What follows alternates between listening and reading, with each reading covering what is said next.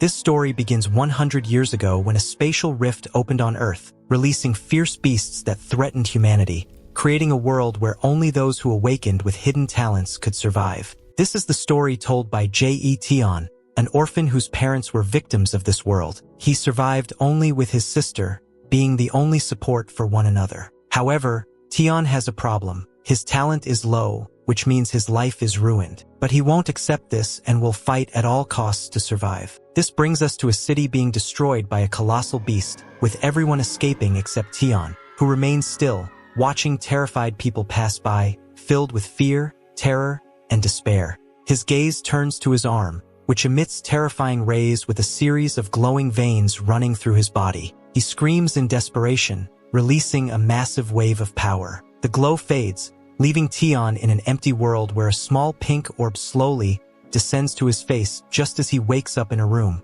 confused, thinking his awakening was just a dream. He remembers how that world was invaded by dimensional beasts through a rift, which amplified the talents of humans, creating a small percentage of humanity that led the era of talents. His thoughts are interrupted by a knock on his door, and on the other side is his little sister, asking if his awakening is over. Tian hears this and takes out a magic stone to measure his new talent, which is categorized as weak, immediately realizing that his life is ruined since he doesn't have enough ability to be a warrior who can protect his sister. Just then, she enters, excited, asking how it went. He lies, pretending he has good talent, making her happy and encouraging her, promising to become a superpowered martial warrior. He looks at her, changing his expression immediately when he sees his sister, Yeyu's status window appear in front of him. She eagerly grabs his hand, ready to take him to eat. In that moment, Tian establishes his talent as compatible, asking if he wants to copy his sister's cultivation talent. Realizing that his desperate situation just changed, they go to eat, where Tian thinks about his new ability. Seeing that he cannot test it with his sister, he decides not to copy her talent. However, he notices that Yeyu's talent is much better than his, as it is Frost, a rare ability that he assumes will help him dominate his enemies. While eating, he promises his parents in heaven that they can now rest easy. Later, in the city, Tian walks, hooded, ready to test his power by activating a kind of sonar that allows him to detect someone's talent within a 3-meter radius. He is disappointed to find himself surrounded by people with low talents, none of whom are useful to him since he's looking for something of at least mid-level. He believes that the best place to find his talent is the academy, and now he can enter since he's an awakened. However, he fears that when he copies someone else's talent, his own will change. So, smiling, he seems to have a plan and heads to the Lenai base of Academy number 5, where he passes through a crowd of strong, equipped individuals, hoping to find a mid-level talent. He believes that with his ability to copy, he will become the strongest there. This marks the beginning of his first trial at the academy, where he learns that the first step to becoming a martial warrior is to be a martial apprentice, guided by a military-type teacher who assigns his students the task of creating a vortex in front of them. Among them is Tian, who remains focused while his classmates begin to faint or quit, failing the exercise except for him, who continues concentrating, determined to be the best. However, when he tries to create the vortex, he crashes into a wall and realizes that he can't create anything. He struggles to maintain focus until the teacher ends the class, recognizing them as the worst group he has ever trained, hoping they will look to a student named Chung Don as an example. Later, when asked by his classmate Sang who this person is, he explains that he is an ordinary individual who became a martial artist in a few months, so prodigious that the director himself took him as a disciple and even gave him an autograph, which he hopes will become valuable when Don gets famous enough to cover some of his expenses. This leaves Tian feeling a bit embarrassed. However, a commotion breaks out in the academy with the arrival of Chung Don, who walks smiling through the crowd of people asking for his autograph, including Sang, who rushes to get one, while Tian watches him with malice, seeing him continue greeting others, and thanking him for his support, and following him with his gaze. He is very attentive to his status screen, which marks him with a medium-level talent. So he decides to go greet him, just when Don calms everyone down by stating that the professors sent him to motivate them, not give autographs. Tian takes the opportunity to suggest that he shake hands with all of his admirers, which Don quickly accepts. The protagonist forms a line, waiting patiently for his turn, while Don continues to shake hands with several people. Finally, when his turn arrives, with a malicious look, he sees his opportunity, takes Don's hand, and unleashes more waves of energy under the gaze of everyone, confident that he will have him later.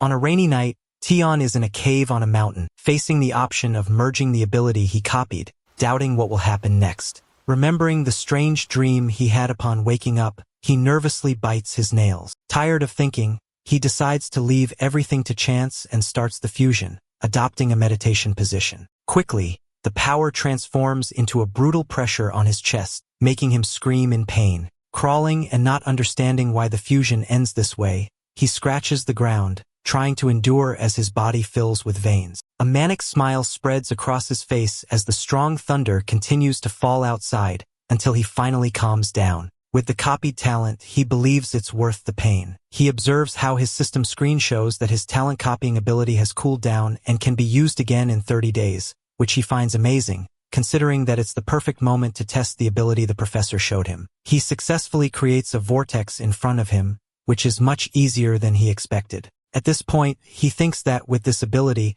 he will not only become a martial warrior, but an elite one, walking out of the cave with confidence. A month passes, and we see a brightly lit night in the city. Under the moonlight, a monstrous, giant wolf flies across the sky. On the street, a little girl asks her father to buy her something to eat, and the father tries to oblige. Just in the opposite direction, Tian walks past them, well aware that he must continue improving, since the person who stole his power even has private classes with the director. Meanwhile, the father promises his daughter to cook her favorite dish. In seconds, blood flies, a lamp falls, and the man's head disappears into a pool of red. This awakens Tian's senses, who turns to see a giant wolf devouring the father's head in front of his terrified daughter, while the creature eyes the girl as its next target. Tian, still in shock, watches as others around notice the creature's presence and flee in terror, while the girl continues to watch her father being devoured. Suddenly, the wolf lunges at the girl, which is when the protagonist finally reacts, saving her and trying to escape with her. But the beast is faster. From the buildings, a figure in armor and with a sword appears, cutting off the wolf's path. The beast retreats, staying still while growling. This is a knight that Tian seems to recognize, who apologizes for being late and introduces himself as Gale Wolf. He charges toward the beast, while Tian covers the girl's eyes so she doesn't see the battle. In the fight, the warrior sends the wolf flying, but it continues to return, unwilling to yield. Gale feels he cannot defeat it alone, when suddenly another voice joins the battle. 3 other figures appear from the buildings and move toward the wolf. Upon seeing them, the creature quickly escapes at full speed. The warrior admits that it was fast, but his team is here. They surround the creature, ready to land the final blow. As the wolf is pierced all over its body, only one final strike remains. But then, the wolf begins to glow red, causing its captain to order a retreat. The wolf is about to explode, sending all the attackers flying, leaving the wolf close to escaping. The protagonist shouts in alarm, but the warrior assures him not to worry, as the wolf won't be going anywhere, trusting his archer to take the perfect shot. The archer shoots directly at the wolf's head, causing it to fall to the ground. Gale arrives, boasting, and the others begin congratulating each other. However, the protagonist's attention is not on them, but on the monster. With his ability, he can see the creature's talent, but he also sees that it is still alive and moving. It gets back up to attack again, and all the warriors are alerted by their captain to retreat and reorganize. Gale tells the protagonist to take the girl to a safe place. Tian sees this as an opportunity and rushes toward the monster to touch its back and copy its talent, starting to strike it again. And again, he seems like a madman, his system telling him that he has copied the talent, his fists soaked in blood to the point that Gale has to stop him, seeing him completely out of control, making him react and realize that he succeeded in copying the talent. With this, Gale sends his companions to handle the bodies and assigns his archer the small task. He then leaves, not without first congratulating the protagonist, telling him that he hopes to see him again soon as a martial warrior with strength. This leaves the protagonist very excited. However, before going home, he washes himself to remove the traces of the monster and avoid worrying his little sister. He stares at his reflection in the mirror. He then arrives home, where he finds Wei asleep on the sofa, waiting for him to have dinner together. Now more relaxed, he admits that it was the first time he saw a monster, and it was much scarier than he had imagined. Still, while covering his sister with a blanket, he can only think of becoming a warrior to protect her. When he gets to his room, he gets comfortable and tries to clear a doubt. Can he merge with monster talents? The answer is yes, but he assumes it will be 100 times more painful than with human talent. Thinking he has no other option to become stronger, he looks at the monster's blood and speed talents at the beginner level and bites a cloth to prepare himself, starting the copy of the speed talent.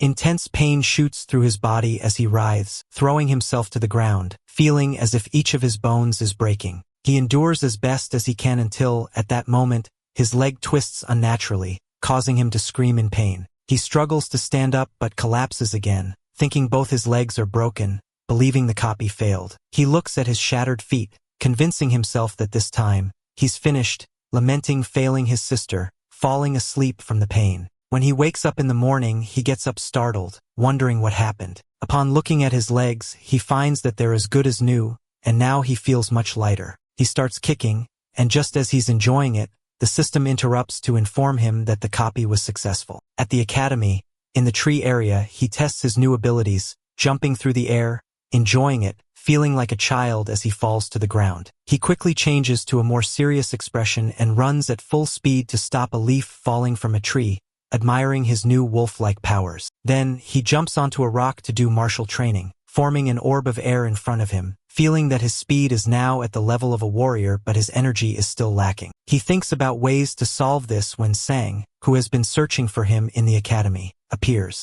Immediately, Sang notices how much stronger his friend has become and asks if he wants something, offering monster blood, claiming that it will make him the strongest. Tian is surprised by this effect and regrets wasting so much blood the other day when he overdid it with the wolf. Luckily, his friend seems to have a way to get more through a new wild zone outside the city, established by the academy's high-ranking officials. It's an area used for exams for the main schools, and the reward for completing it is monster blood. Tian asks about the difficulty, and Sang says it's low since the creatures have been eliminated, leaving only their young. This convinces the protagonist to go, so Sang asks him to join his squad to conquer the area, but Tian thinks it over and prefers to go solo, which hurts Sang's feelings, as he considers it bad friendship. Despite this, they remain friends, walking together, while Tian thinks it'll be problematic to team up because his ability might be exposed. So, he decides to go alone to get the blood and advance as a martial warrior. A month later,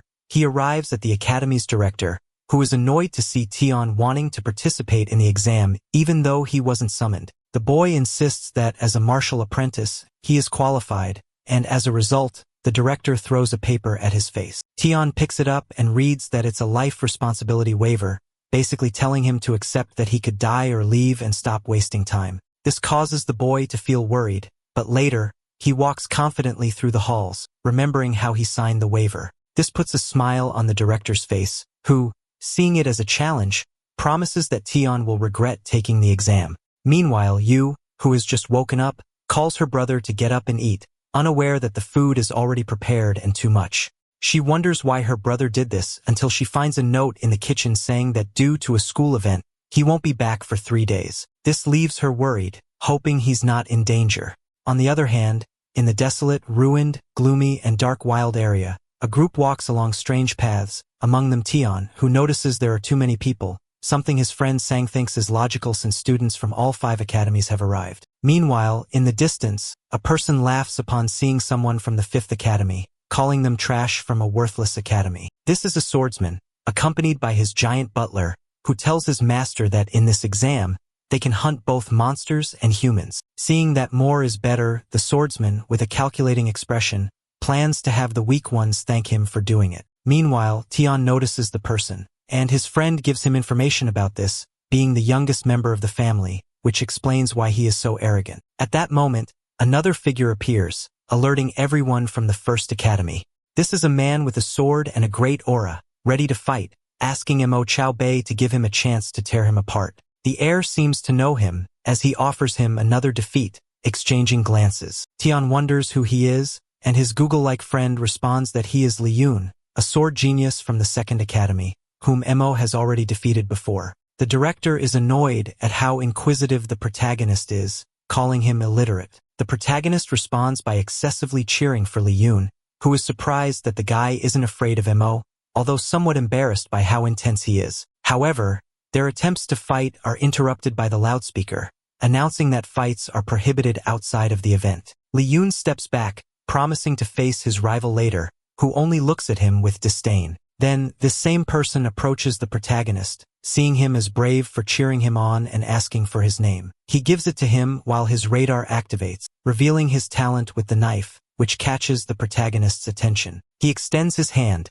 encouraging him to beat Mo, which makes Li Yun happy. He then asks Tian to also work hard and survive. Once humans touch, the copy starts, and seconds later, the event begins with the first academy running at full speed and Mo jumping, determined. Sang returns to his academy, just like Li Yun, who wishes the protagonist good luck before leaving. Alone, Tian moves quickly to the deepest part of the forest to begin his skill fusion, which quickly fills every part of his body with intense pain. However, this time he only smiles, determined to get stronger. With a great flash, he exits the forest, feeling like new, ready to test his sword skills, slicing through several trunks in a single cut. This makes him feel ready to leave when, at last, the loudspeaker announces the entrance of the 5th Academy, with everyone prepared to go. And so, they descend into the desolate city, and Tian senses the presence of a creature in the area. There's a huge serpent about to attack him. Preparing himself, he leaps at the monster,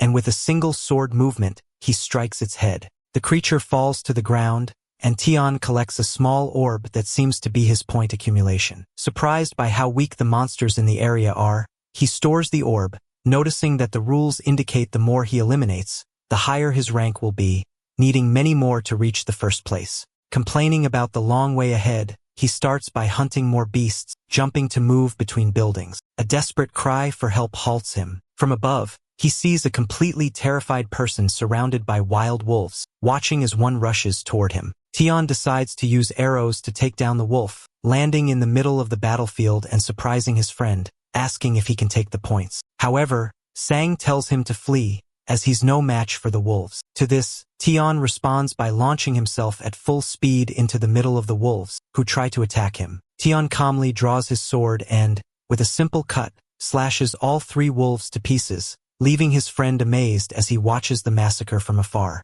Once everything is calm, Tian collects the wolf fangs, asking his friend for permission. Clearly knowing that without him he wouldn't have made it, and seeing him so injured, the protagonist asks if he will continue, but Sang has already given up, both for himself and his teammates who are scattered and unconscious across the field, hoping at least to get them out alive. Seeing that that's all he can do, he decides to leave. Before that, his friend warns him about a pseudo-beast he should be cautious of, which is considered the most dangerous creature in the area. It seems to be a 10-meter serpent that the 1st Academy was hunting, and according to Sang, it should be worth about 500 points. This puts a smile on Tian's face, who insists on knowing its location. Sang gives him the direction, and the protagonist dashes off, confident that with those 500 points, he'll reach first place. As he leaves, his friend watches with concern. Tian runs through the buildings, but he stops when he sees something. It's essentially a massacre of students, identifiable by their uniforms as members of the 1st Academy. In the distance, a giant blaze spreads from a location where he recognizes the pseudo-beast's lair. However, he launches at full speed to reach a building, where he observes the massive fire and the ruins of the battle. Surprised, he sees the pseudo-beast, a colossal muscular demon with a serpent's tail, still fighting more students from the 1st Academy, led, or rather ordered, by Mo continues sending his teammates to kill the beast and take the points. They all try to strike, but they fail. Mo's servant tells him the beast is ready for the final blow, and Mo rushes in to attack, jumping at full speed with a confident smile, hitting the creature's head, thinking he's won, until the beast knocks him far away, crashing into a building. Although in pain, Mo smiles, believing he's secured the points. The creature writhes in pain, and Tian, irritated, watches the scene, realizing he lost the kill by arriving late. With everything calm again, Mo returns confidently, being congratulated by his servant and teammates while smiling, sure he is first place. However, the creature opens its eyes, rising aggressively, changing color, and unleashing its power. With a tail swing, it sends several students flying. Mo, worried, watches as the creature releases a blood explosion, transforming into a full monster. This only convinces him to send his teammates to search for it, assuming it's worth more than 1,000 points. Surprised, everyone rushes to chase the points, led by Mo, who thinks that with all the damage dealt to the creature, they cannot let anyone else take the kill. At that moment, someone is watching his target, deciding to get in position to use his maximum speed talent, soaring through the air and traveling between the buildings until he finally lands on one. From there, he continues more slowly, noticing that no one has arrived yet, following the monster's trail, which leads him to an old warehouse, where he knows he will find the 1,000 points. Inside, he tracks the serpent's essence, which leads him directly to meet the enormous creature in the shadows. It is drinking small drops of a silver substance, which Tian knows well isn't just water. Unsheathing his sword,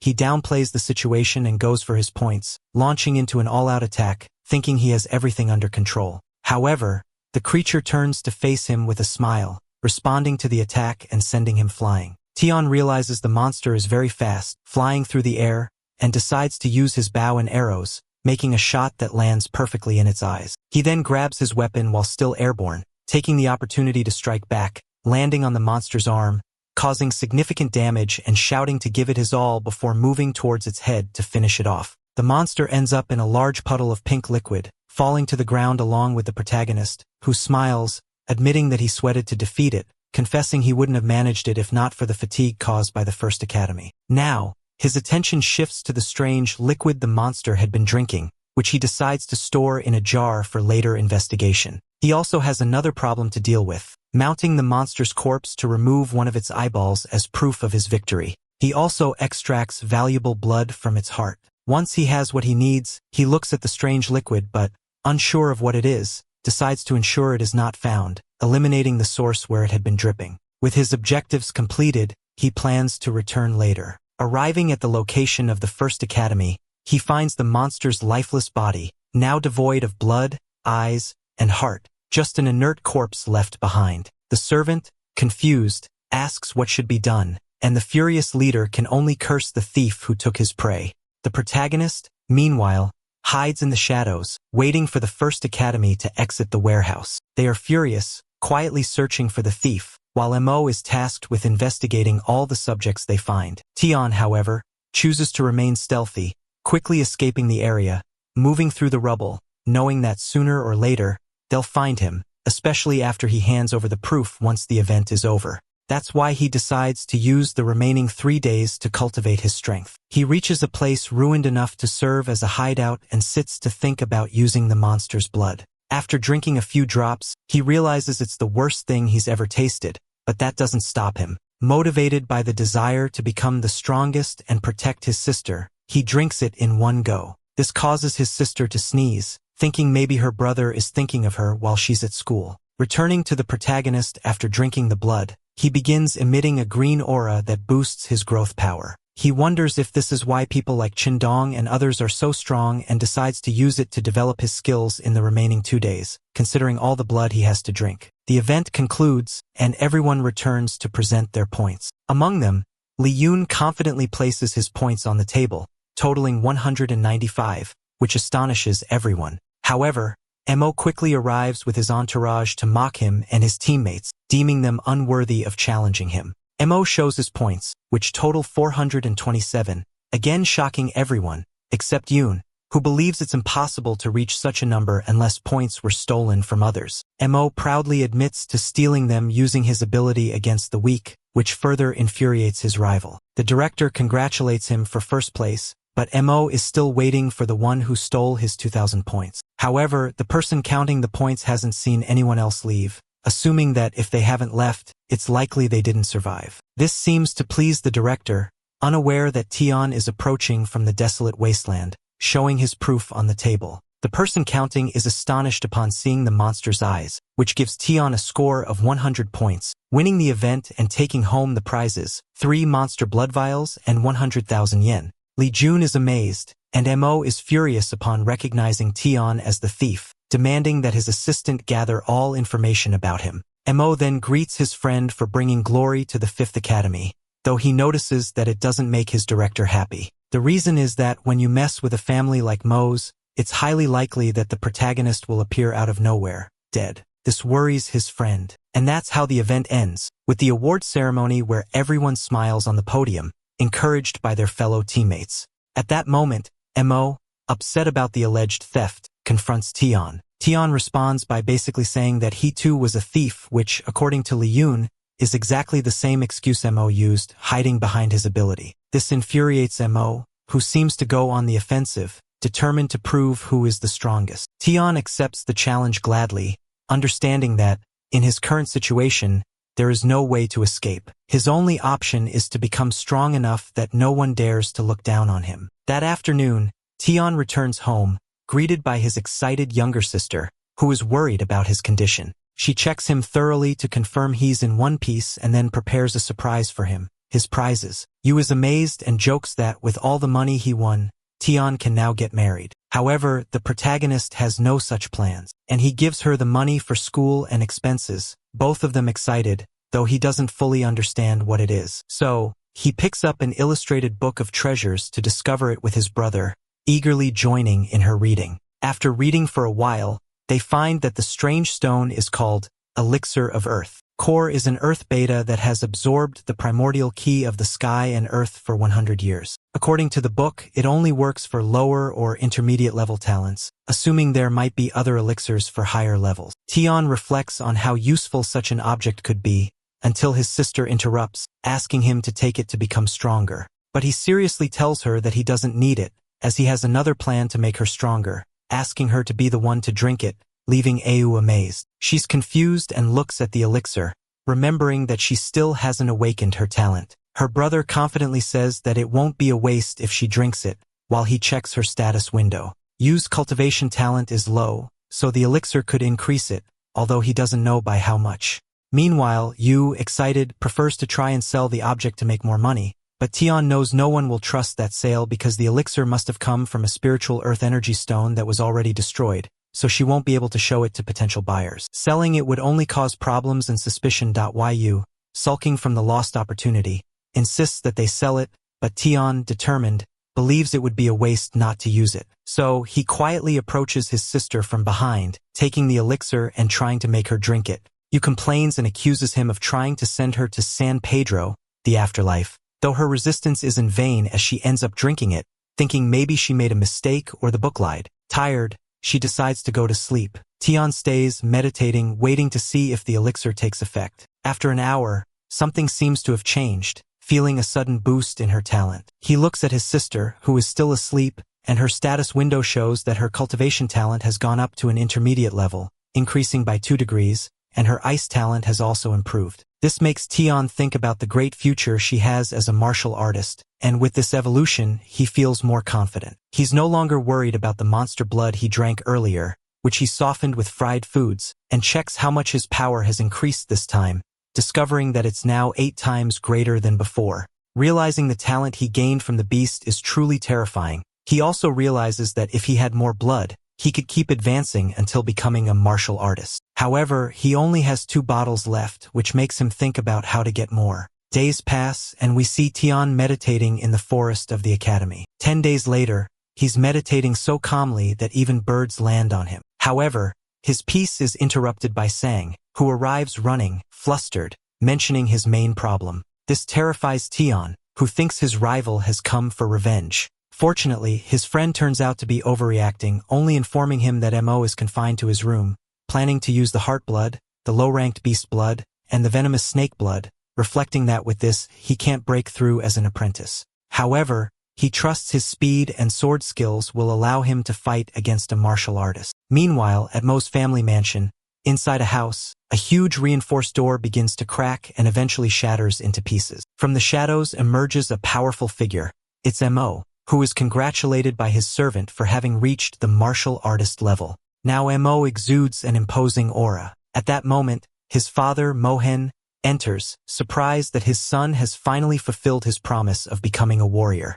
Mohen, one of the ancient gods in the middle-tier martial artist group, is very pleased with his son's achievements. Mo thanks him, bowing and promising not to dishonor the family name. Mohen, happy, asks his assistants if the honor banquet for his son is ready. Upon confirmation, he heads to the venue, bidding farewell to Mo, who is now free to continue with his plans. Mo takes this opportunity to ask his butler if he has investigated the protagonist. The answer is yes. The boy is basically an orphan with no background, which implies they can do whatever they want with him. This surprises the young man, who was expecting to find something that justified Tian's strength. But with this information, Mo orders his servant to find and eliminate the orphan. However, The butler warns that unlike the wild area, they can't get rid of someone without facing consequences outside of it.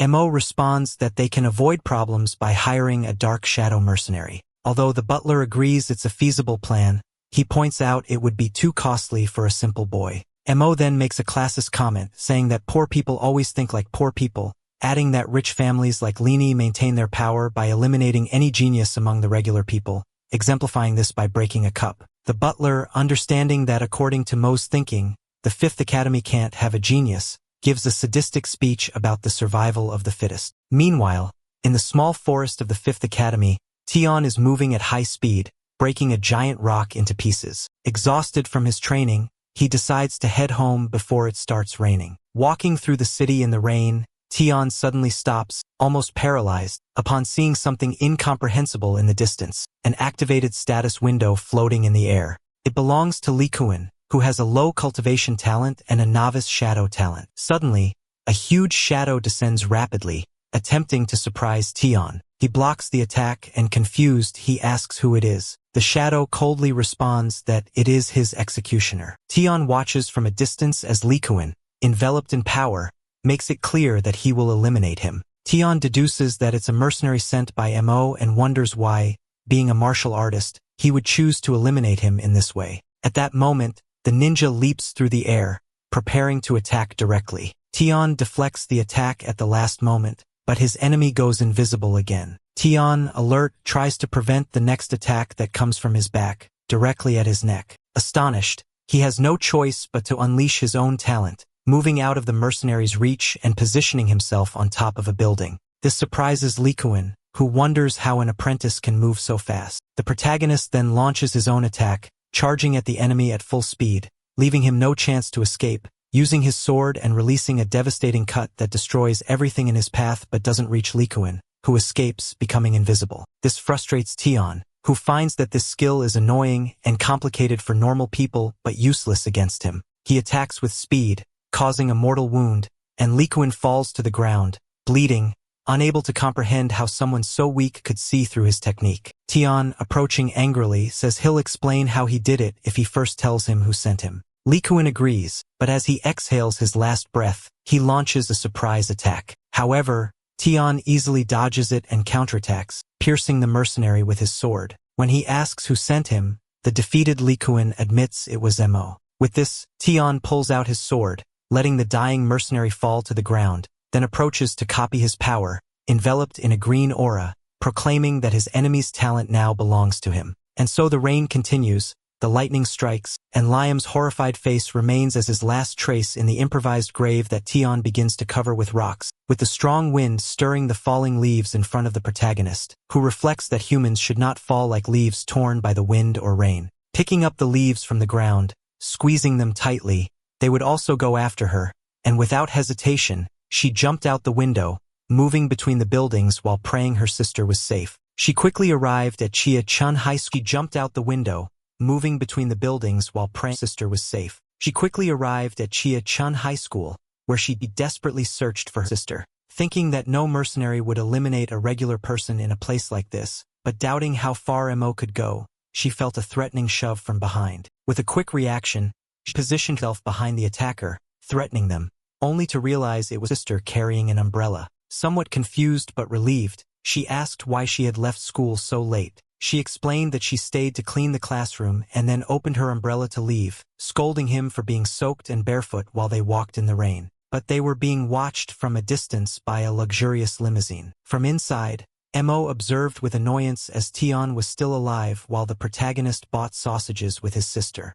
Both disliked it as they walked home, deciding what to have for dinner. The black limousine kept following them. Tian noticed it but kept walking calmly until they reached home, where his sister informed him that dinner was ready. However, he remained nervous, observing how the limousine stayed parked in front of their house. The next day, Yeyu was in class, and from a nearby building, Tian watched, seeing how the car had been following his sister persistently for 3 days. Furious at the thought they might harm his sister, he decided to act. However, finally the car drove off and the roles reversed. Now Tian followed it, flying between the buildings. He reached a desolate warehouse and saw a man get out of the car and enter. Determined, Tian dropped to the ground, thinking he would face his rival inside. A man was being brutally beaten by Mo's henchmen. The man begged for more time to repay the money he owed, but Mo, who turned out to be a loan shark, doubled the interest on his debt every day. Despite the man's pleas that he had many people to care for,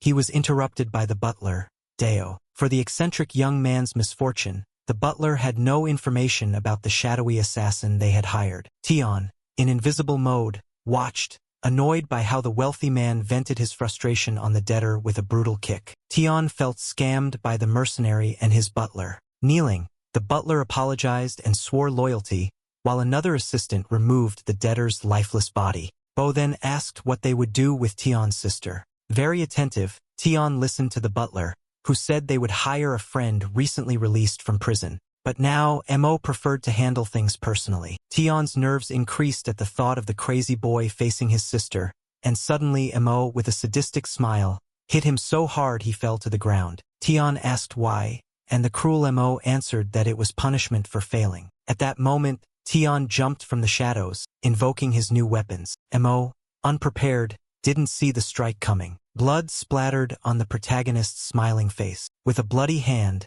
and the terrified screams of the guards, Tian observed the decapitated body of his master. The butler tried to understand what was happening, recognizing the shadow skill and assuming it was the mercenary. However, emerging from the shadows was a formidable Tian, with a big smile. This terrified the butler, who had always considered him weak. When asked about Likuan, the protagonist, smiling, moved at full speed and appeared in front of the butler, slashing him with a fatal blow. With this act, Tian cleaned his weapon, threw a handkerchief with a written note on the ground, and stored his weapons. He looked at the few survivors who were dying on the floor and told them they had tormented the wrong man. With a triumphant smile, he left the place and disappeared into the streets of the city. An hour later, several cars arrived at the scene, one of which carried Moan, who clenched his fists in rage until he exploded, screaming at the tragic fate of his son. One of his men handed him the bloody handkerchief with the same symbol of the shadow assassin. Seeing it,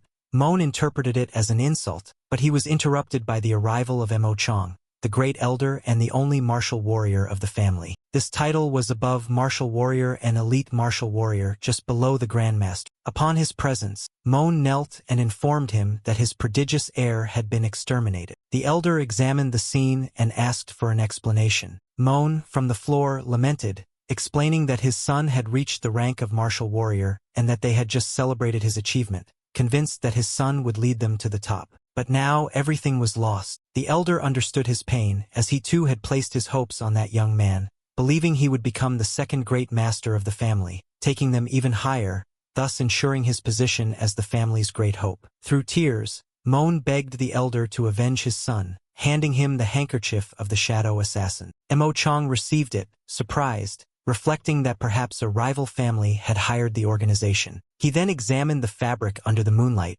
carefully unfolding it until he discovered a hidden message revealing the name, Iron Fong. The next day, Sang explained to the protagonist that the Iron Fong base was much stronger than their Linai base. He told him that the great elder of the Mo family suspected that families within their base were conspiring to overthrow him, intending for it to be absorbed by Iron Fong. The plan started by eliminating talented heirs like Mo, who completely lost his mind. Tian feigned surprise as he listened to this, while his companion recognized him as a lucky guy, since Mo had been after him. The protagonist, smiling, was happy no one suspected him, having left the handkerchief of the shadow assassins on the ground to distract them. However, he didn't know that Mo Chong would find the symbol of the Iron Fong base, triggering this problem. It could also be a plan by the elder to create conflict between the bases. At 4 in the morning the next day, Tian got up and prepared, stealthily getting ready to leave. However, he failed to avoid being seen as Yeyu, still asleep, found him. She asked him where he was going, and he responded that he was heading to the wilderness to get stronger. Yu, worried, reminded him that he had just returned from there and was planning to go alone again, suggesting that he at least find companions to join him. Tian asked her not to worry and promised he would return safely. But Yu, running towards him, hugged him tightly from behind, pleading for him to take care. Tian accepted, promising that he would be fine. He arrived in the desert where, according to rumors, many high-level monsters lived. Though he knew he couldn't yet face them, his goal was to hunt the lower-ranked ones while sneaking around, determined to become a martial warrior. However, an earthquake interrupted him, caused by a gigantic monster nearby, a heavily armored bull with low-level defense talent, which immediately caught the boy's interest. While Tian observed the monster, he didn't realize it had him in its sights, and suddenly the bull charged at full speed. Tian quickly dropped his gear and prepared for the impact, activating his speed, releasing his souls, and jumping like a whirlwind to gain momentum for a clash with the monster. When the bull activated its defense ability, it proved much more resistant than Tian had expected. Furthermore, the bull's ability became offensive, releasing all its energy and throwing Tian into the air. Tian recognized his opponent's excellent talent and claimed the power as his own. The bull charged again at full speed, and Tian, smiling with determination, freed his weapons, claiming the monster's talent as his own and flying straight for its head, targeting the eyes, the weak spot of all creatures. However, his swords were stopped by the bull's barrier, forcing him to retreat. He noticed the impact had cracked his sword, surprised that a talent considered weak could be so strong. Things got worse when the bull launched a second attack, shattering one of Tian's swords, scattering fragments into the air. A powerful punch from the bull sent Tian crashing into the rocks, leaving him wounded. Tian got up, still shocked by the incredible talent of his enemy, which he desired at all costs. However, his skill was still cooling down, and he was confused because the bull seemed stronger than other higher-level monsters he had already defeated. Deciding to take advantage of the bull's large size to find its weak point and attack it stealthily, he dropped his weapon and activated his green aura, marking his only chance to win by becoming invisible. He began attacking, but every strike rebounded without causing any damage. Despite the effectiveness of his shadow ability, the bull didn't even notice the attacks because it didn't feel them. Exhausted and unable to find a weak spot, Tian observed that the bull's defense talent had no openings. Finally, giving up, he sat down but noticed something from an angle. The monster didn't protect its tail well. With nothing to lose, he decided to attack that area, using his dark assault ability to literally break the beast's rear, causing it to scream in pain before collapsing into a pool of purple blood. From above, Tian admired how he had defeated the monster. Later, he examined the bull's lifeless body, discovering that it was as fragile as any other carcass. He collected 3 bottles of its blood, reflecting that, like everything in life, talents lose their value after death. Nonetheless, he decided to make the most of the bull's skin, lower parts, and any other useful body parts, starting with its horns. After gathering everything in his backpack, he began searching for a quiet place to continue cultivating. In a dark cave, he prepared his meal, a mixture of monster blood and peanuts to improve the taste. Hoping this method would help him become a martial warrior, he started drinking the blood and eating the peanuts while focusing, eventually creating a huge orb of power in front of him. 20 days passed in the filthy, dark cave, and during the flashes of power emanating from his body, Tian began laughing frantically. His hair had grown, and his eyes shone as he unleashed his power with a loud scream, marking the moment when he released all his energy, destroying parts of the cave. The rumble caught the attention of 2 girls watching from a distance. One of them, surprised, commented that it was strange for someone to cultivate their talent in such a barren place. Her companions smiled at this, ensuring the martial pavilion brooch was secure. Inside the cave, Tian felt the flow of power had officially brought him to the martial warrior level. Noticing that 20 days had passed, he prepared to seek the armored bull's talent and copy it. Returning to the desert, he tried to extract the bull's talent from its skeleton, but failed when he discovered the incomplete body made it impossible. This mistake made him regret tearing the bull apart. Meanwhile, high above, the 2 girls continued watching him, convinced that Tian was responsible for defeating several monsters in the area, though they couldn't understand how someone who had just reached the martial warrior level could have done such a thing, considering the skeletons had been eliminated for much longer. The girls kept following him until he reached a river. Without noticing their presence, Tian took off all his clothes to take a dip before returning home. Excited to see him naked, the girls quickly decided to leave to avoid looking like perverts. Later, in the Linai market, Tian walked through the stalls, looking for something interesting, and came across a shop that caught his attention, the martial pavilion. Just then, the 2 girls passed by, and the blonde one recognized him. Tian, upon turning to look at her, was astonished, mistaking one of them for you. He called her little sister, or at least he thought she was, but after seeing her clearly, he was confused. This also confused the girl,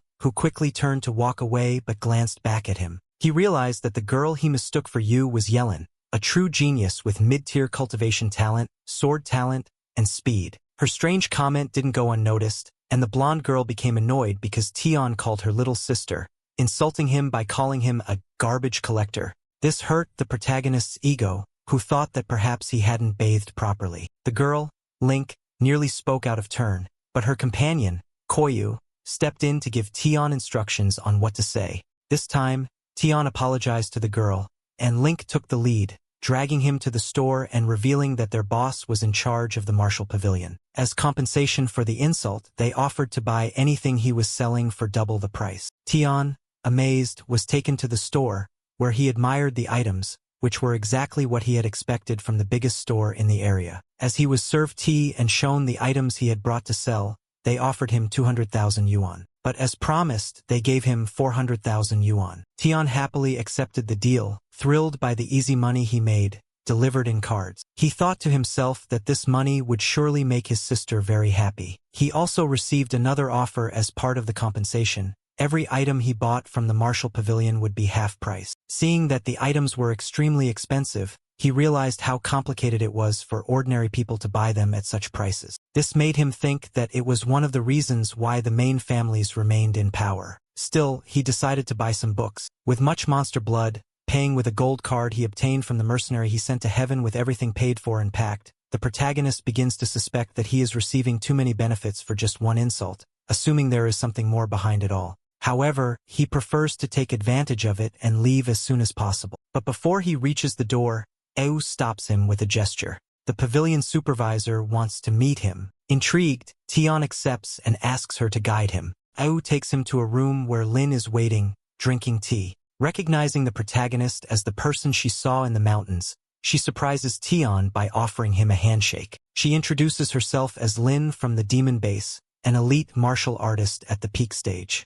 As their hands touch, Tian also introduces himself, having unwittingly copied her intermediate cultivation level talent. Later, he sits at the table, confused, because unlike the nobles and powerful people invited to the second level of the pavilion, he is just a plebeian. However, Lin wants him precisely because of those connections. Her cold and serious words, along with her gaze, make the protagonist see a great similarity, but also a great difference between her and his cheerful sister, who serves him tea. Lin then gets to the point, placing a red light on the table and asserting that she will be direct with him, asking him to join her martial arts hall. However, the seriousness of the girl is overshadowed by the hallucination of her little sister saying those words, which makes it very difficult to reject her. Smiling, she asks why he hesitates, surely having many talented individuals in her base to require a martial warrior so inexperienced. Lin stands up and, looking out the window, explains that a large base can become even bigger, not because they lack talented individuals but because they are always looking for talent. This intellectual blow leaves Tian amazed, wondering how such a young girl has such mature thinking, as he expected from a base leader, admitting that his little sister could never reason something like this. Lin tries to hurry the protagonist's decision, telling him that he has a unique opportunity, one that many of the elite would want, and that no one has achieved yet. Tian still hesitates, seeing it as a good opportunity, but if he accepts, he will be restricted by the organization, risking death if they discover his ability. Lin, for her part, sits next to him on the table and asks why he doubts. Tian smiles, admitting that it's really hard for him to reject that face. Under her insistence, he admits that he has no idea why he hesitates, thinking about the rumors about the base Linai and the Iron Fang base in the chaotic battle they unleashed for power, and concludes that none of that helps in his peaceful life, not intending to serve people like them. Lin then asks if that includes her. For Tian, it's difficult to exclude her. She then asks him to observe her and agrees not to receive an immediate answer, exchanging silent looks. Later, in the village, Tian is thinking about what a martial artist is, what talent is, and how once it manifests, martial artists really continue remembering their duties, walking through different parts of the village, thinking that their duty is the safety of the citizens. However, when he sees how the children play football happily until their ball reaches a guard's feet, who explodes the ball, crushing it, the protagonist thinks that it should be enough for them to fear the monsters, but they must also live with the intimidation of martial warriors. This is something Tian reflects on from the top of a building, admitting that he can't do anything yet. Still, he is determined to become stronger to do so. Seeing his status screen, he is asked if he wants to merge with his new ability. He presses yes, making the decision. Thus, Tian returns home, where his sister, surprised, happily runs to hug him, noticing that he is even more muscular. She tells him that he is officially a martial artist, which astonishes his sister, who starts shouting and jumping with excitement, making a scene. Tian thinks she is over-exaggerating, knowing that when she awakens her talent, she will also become a martial artist and look for ways to become even stronger. The celebration ends when his sister decides to help her favorite martial artist not look like a beggar. With scissors in hand, she sits him in a chair to cut his hair. Tian nostalgically remembers how, since their parents passed away, his sister always helped him with his hair, having a flashback when they were little and his sister trembled nervously, thinking she wouldn't be able to cut his hair. At that time, he suggested going to the hospital, but not for his hair, but because little Tian was completely beaten up, thinking it wouldn't be worth spending money on doctors, asking her to only cut his hair and cover his wounds. She drops the scissors, crying, thinking that if her brother had the ability of the immortal jellyfish Turritopsis nutricula, a complicated wordplay the protagonist doesn't remember, it would be a fairy tale she used to tell her sister. This ability was one of regeneration, and he immediately tells her it's false, making the little girl throw a tantrum. To calm her down, he tells her that perhaps when she awakens her talent, she might have that power, smiling and telling her that one day, she would never be hurt again, and he would protect her. In the present, Tian jumps out of the chair, finally remembering that story, teasing his sister for ruining his haircut. But she doesn't mind and keeps jumping around excitedly until she finds the treasure book he brought. He discovers that the jellyfish with the exaggerated name does exist, living in the lake of death. His sister, worried about his habit of talking to himself, just watches him. Tian decides to look for the jellyfish to copy its talent and avoid making his sister worry about him. Although she believes it's just a children's tale, he assures her it's real. His sister, excited, congratulates him, and he insists that she finish cutting her hair later. Tian keeps reading, this time about the forging talent, discovering that it can be cultivated according to its level, dividing it into skin forging for beginners, muscle forging for intermediates, and bone forging for advanced martial warriors. He starts cultivating the skill, advancing easily, then adds more monster blood, triggering an energy boost that triples his cultivation speed. Determined to perfect this technique, he waits for the cooldown period, with 30 days left to search for the Medusa in the Lake of Death. Days pass, and Tian arrives at the Martial Pavilion, where Sia greets him with a big smile until she recognizes him as the garbage collector. She rushes to greet him, sure that he's looking for his master. Tian tells her he's not there for that, just to make some purchases. Looking her straight in the eyes, Sia gets nervous as she notices how handsome he looks after his makeover. She lets him through to the shopping area, where Tian directly asks her where the map of the Lake of Death is. The girl searches for it and hands it to him, thrilling the protagonist, who pays and leaves, determined to find that great talent. She remains thinking that he'll probably go back to collecting garbage,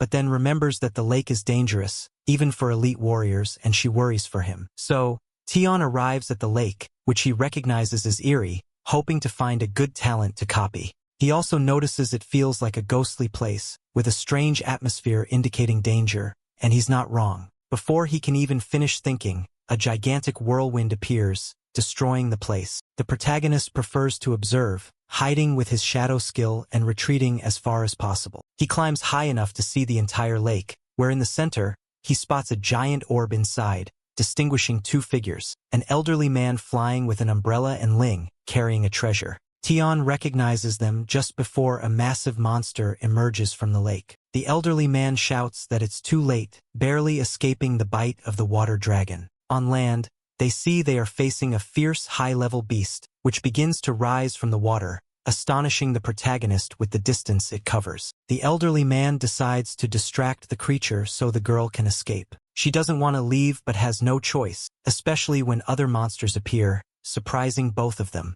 Lin escapes, terrified, with the monsters almost catching her, and the protagonist reluctantly accepts that he will have to help, charging at full speed. The beast also runs at full speed, determined to catch her. The elderly man shouts desperately to alert the lady, who just jumps before being devoured, beginning to glow, activating her secret technique that releases a pink tattoo on her forehead and her weapon. This triggers her transformation, changing her appearance and hair color to pink, disappearing from the creature's sight. It searches in all directions while she, from the air, launches herself, cutting it in two with brutal strikes, passing by so quickly that she nearly knocks over a surprised Tian. who quickly retreats to observe from above, realizing that, as a novice, he would be of real help in that fight. As he watches Ling continue slicing and cutting the monster brutally, he sees her as an elite warrior, swiftly exterminating the creatures and leaving a scene of destruction that makes him admit that not even 10 people of his level could land a scratch on the girl. Meanwhile, the giant dinosaur continues fighting with the elderly man, who is captured by the leg, the monster crushing it and making him scream in pain. In agony, the elderly man tells the lady to escape while she can, being in a terrible position, about to be devoured with no chance of escape. He insists that her secret technique won't last much longer and begs her to take the EMS. She, full of emotion, keeps eliminating more creatures but hears the elderly man begging her not to let the sacrifices of his brothers be in vain. These are his last words before he is swallowed. With tears in her eyes and filled with power, she curses the event. From above, she hears how many have died for that treasure, wondering how interesting it would be. Meanwhile, Lin finally decides to escape with the monsters very close to her. However, she suffers a huge power rebound when her technique ends, the pink rose on her forehead falling to the ground with force, dropping the treasure, which bounces until it reaches the protagonist's feet. Surprised, he picks it up. The girl, confused and with blurry vision, screams at him to leave it. Though she has no strength left, Tian uncomfortably replies that he wouldn't steal it, and then picks her up, suggesting they seek refuge in a cave. As she loses consciousness, Tian interprets her silence as agreement and runs at full speed, far from there. In a safe place, he sets up camp with the still unconscious girl while observing her, noting that she looks identical to his sister, except for a mole next to her eye, which he tried to erase to confirm it was real. Now, being sure she isn't his sister, time passes. Tian starts to worry about the girl who hasn't woken up yet, hoping she will soon. He approaches to check on her when she begins to wake up, and he steps back, feeling embarrassed. She, now conscious, recognizes the protagonist, surprised that he saved her, but he emphasizes that he only found her by coincidence, feeling a bit awkward. This is heightened when she thanks him for covering her with his jacket and returns it. Meanwhile, she thinks the boy is very confident in himself for making it alone to the dead lake, and as she observes him closely, she concludes that he must have this kind of talent for the martial pavilion. Determined to recruit him, she releases a light stone that illuminates the whole area, blinding the protagonist because of its brightness. Smiling, she explains that it's a stone that absorbs light and can be used as a lantern. He shows interest in asking where she got it, and proudly, Ling continues to boast about her things, pulling out a recovery potion. This leaves Tian with doubts about the origin of the objects, speculating that it could be some kind of spatial talent, although her status window shows nothing. Remaining alert, he meditates on it. Later, once she's recovered, she asks the protagonist to sit down so she can explain where she gets her objects. She shows him a huge wooden box with treasure in one hand and a small bag where everything fits, even the chest. This is recognized as a rare spatial type item, making the boy very excited. Ling uses this opportunity to promise to teach him how to use it if he joins the martial pavilion. However, the boy completely ignores this and prefers to sleep, which infuriates her because she doesn't plan to give up. Meanwhile, he reflects that once he copies spatial and recovery talents, a bag and a potion won't be very useful, and his main problem is that the girl stirred up the dead lake, making his search harder. So, he falls asleep, and when he wakes up in the morning, he finds himself alone with no trace of Ling. However, he does find a chest containing a book with intermediate forging techniques, 10 bottles of monster blood, and 10 million in cards. Grateful, he thanks the girl for leaving him everything needed to become an elite martial artist. With this, Tian changes his plans and decides to cultivate his power before going after the Medusa. For months pass while he cultivates in a cave, generating an enormous orb of energy. Eventually, the energy becomes uncontrollable and explodes in the sky, destroying the cave. Excited, Tian realizes he's entering the realm of elite martial artists, preparing to start hunting. Walking through the strong rain, the protagonist arrives at an improvised cemetery with 11 graves, courtesy of Ling. Although the warriors who ventured into the depths likely left no trace, she at least left some graves in their honor, showing her good nature. Tian appreciates the gesture. As he observes the place, he finds the umbrella the old man had used under the water. Taking it and opening it, he is surprised that it still works, as all the raindrops are repelled before touching it. Now, it seems like an impermeable barrier that surrounds him in a giant drop of water, allowing him to fly. He immediately jumps into the water and speeds up, activating his shadow ability to become invisible. However, he stops abruptly when he finds himself in absolute nothingness, with a status window indicating the presence of a giant beast called Tiger Octavus, an intermediate-level monster that passes right in front of him. Terrified of being discovered, he decides to continue deeper into the water, hoping to find the immortal Medusa. Unbeknownst to him, a gigantic tentacle is quickly approaching, and barely avoiding it, he realizes the tentacle belongs to the Medusa, a colossal beast with advanced recovery talent. It moves at incredible speed, releasing its weapon to try to hurt the creature, causing it to scream in pain. However, it regenerates within seconds. Astonished, Tian waits for the next strike, blocking it with his hand while copying the Medusa's regeneration talent as expected. He is thrown far, crashing against a rock. He barely manages to get up, laughing because he obtained what he wanted, the regeneration talent. But there's no time to celebrate, as a giant ink cloud approaches him. He blocks it with the umbrella but loses it in the process, leaving him without protection in the deep water. Realizing he won't last much longer and seeing not one, but a swarm of giant Medusas ahead, he decides to do the most logical thing: run. He manages to reach the surface with the tentacles chasing him, jumping out of the water and using his speed to fly toward the shore. Running as fast as he can, he finally collapses, thinking he escaped. He uses this moment to copy the talent, fusing with it during the process. Though the initial pain knocks him to the ground, he begins to get used to it, absorbing the ability quickly and wanting to test it immediately. He does so with the Medusa venom that was injected into his hand during the fight. Using the regeneration talent, his body heals completely, and Tian moves at full speed, amazed that the talent has no side effects. However, he sees it as a problem that all his talents so far are support type. He concludes he must seek offensive talents to face stronger enemies. He decides to return home, reading a treasure book and considering whether to face a gigantic bear or a phoenix, but not being convinced by either.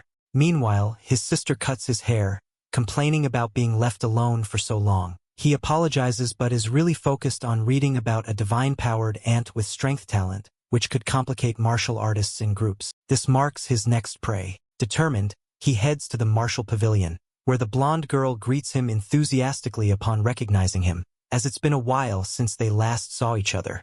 The protagonist tells her he's there for magical ants and the items on that list. She treats him like a child for wanting to eat things like that, but she confirms that they don't have them. However, she has some information about them, mentioning that the Lenai base is preparing a mid-sized commercial channel where there are many beasts, including magical ants. The place she refers to is the Iron Fang base, located 100 kilometers from Lenai. The protagonist realizes that the Iron Fang base is planning to invade that location, and she confirms it, handing him a card. This card is a ticket to participate in the event, and if he joins, he could obtain the magical ants. The moment to go hunting arrives, planning to eventually confront the Mo family. Meanwhile, at the Lenai base, a man is giving a speech about the coalition with a mid-scale base, seeking to increase the resources they don't have to grow their power. Several warriors listen attentively as he assures them that although the operation will be dangerous, the benefits they will gain will surpass those of any hunting expedition. This excites everyone, who praises the Lin family.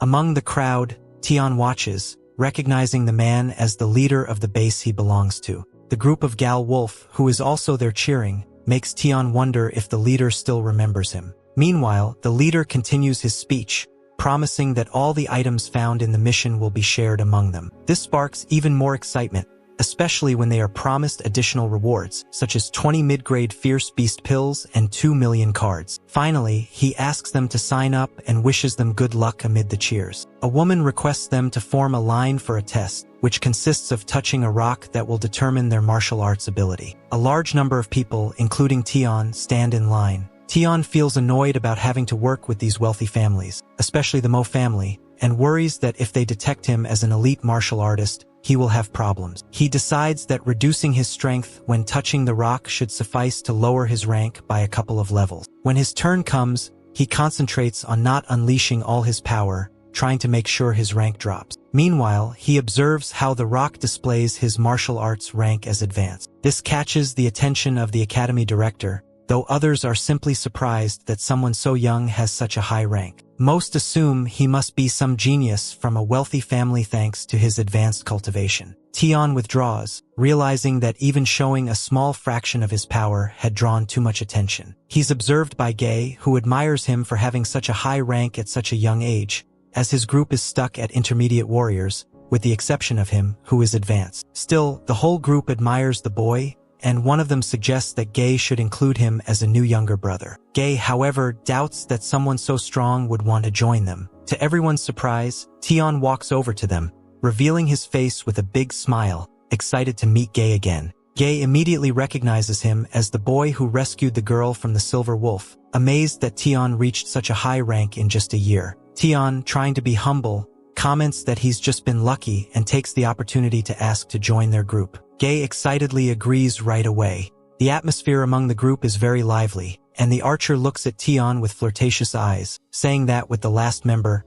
everything would be easier. This makes the protagonist nervous. Later, they reach the hunting zone, where Gay leads them, commenting on the rumors that only low-ranked beasts are there, but warns them not to let their guard down. Wolves charge toward them at full speed, which Tian notices immediately and alerts the group. Gay asks them to stay calm when surrounded by wolves, considering it a mere warm-up, claiming half of the wolves for himself and leaving the rest to Tian while the others provide support. The protagonist, confident, says he will handle it. With the team ready, they prepare to face the ferocious beasts. Gay orders them to attack, and both warriors take opposite directions. The beasts rush toward Tian, who eliminates one and then runs to finish off another wolf with a kick, leaving it on the ground. As the wolf tries to recover, Tian stabs it again, finishing it off. Gay congratulates him, claiming the final victory for himself by eliminating one more, which makes the protagonist laugh, as he's only holding back. The archer, more interested in Tian, watches him with admiration. Meanwhile, a bald member of the group comments that they shouldn't go easy on him just because he's a talented rookie,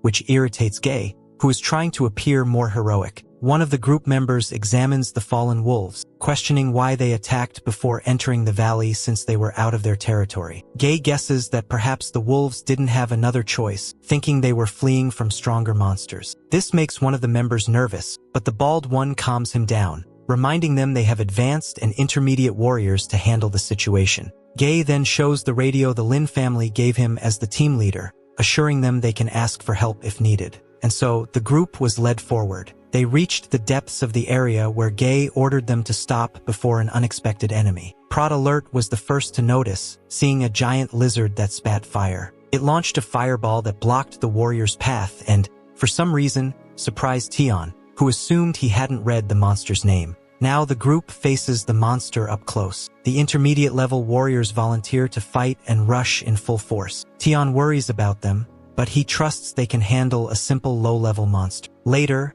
the beast is defeated, and all the exhausted guys are congratulated by the captain. However, the archer doesn't consider herself very helpful. The short-haired guy tells her that her distractions were very useful, and then the long-haired guy becomes confident, saying he could handle 2 or 3 more beasts. However, his overconfidence made him not notice a giant fireball approaching from behind, but Tian rescues him at full speed, dragging him away from the impact point. Everyone is astonished as they see another monster of the same type approaching. Realizing the fight isn't over, they watch as 3 huge monsters approach through the flames. Gale, desperate, requests help from the nearby teams via radio, but he is immediately ignored. His teammates tell him not to expect help, as they doubt that the Lin family really matters to him. The captain, furious, regrets following a bunch of bastards who have abandoned him like everyone else. He destroys his radio and draws his sword, deciding to go forward and ordering his teammates to escape. This enrages the short-haired guy,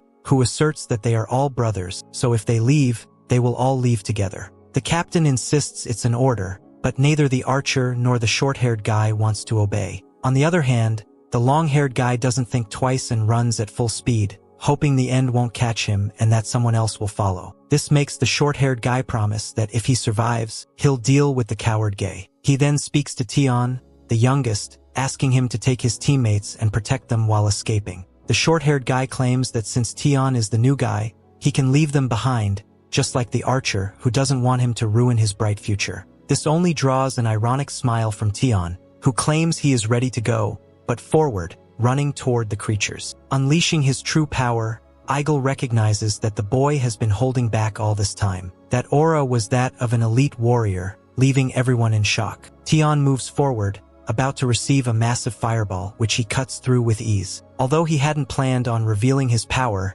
he knows well that if he doesn't, Gale's group will be wiped out. He launches himself into battle against the lizards, swiftly cutting off one's head. Tian reflects that his plan was to use Gale's strength to avoid intervening, but seeing that in an escape situation, the one with the highest chance of surviving was the captain, who instead of trying to escape, decided to stay and fight while his teammates fled. Seeing such a heroic act, Tian admits that if he didn't attack, he couldn't consider his hand. While dodging enemy attacks, he reflects on what makes him different from the despicable Mo family. Jumping to avoid a series of blows, in the air, he thought about the possible consequences of his actions. Though he trusts Gale won't cause him problems, he skillfully dodges attacks that destroy the terrain around him, exciting his teammates. Tian uses his invisibility ability to reappear behind the lizards, and with great speed, activates his Dark Shadows technique, causing hundreds of cuts on the monsters, who screamed in pain before disintegrating into pieces. Gale clenches his fist upon seeing that the plot now undeniably belongs to the elite power of the Lin family. Meanwhile, the long-haired guy requests help as he is attacked by wolves. The captain, with no interest in helping them,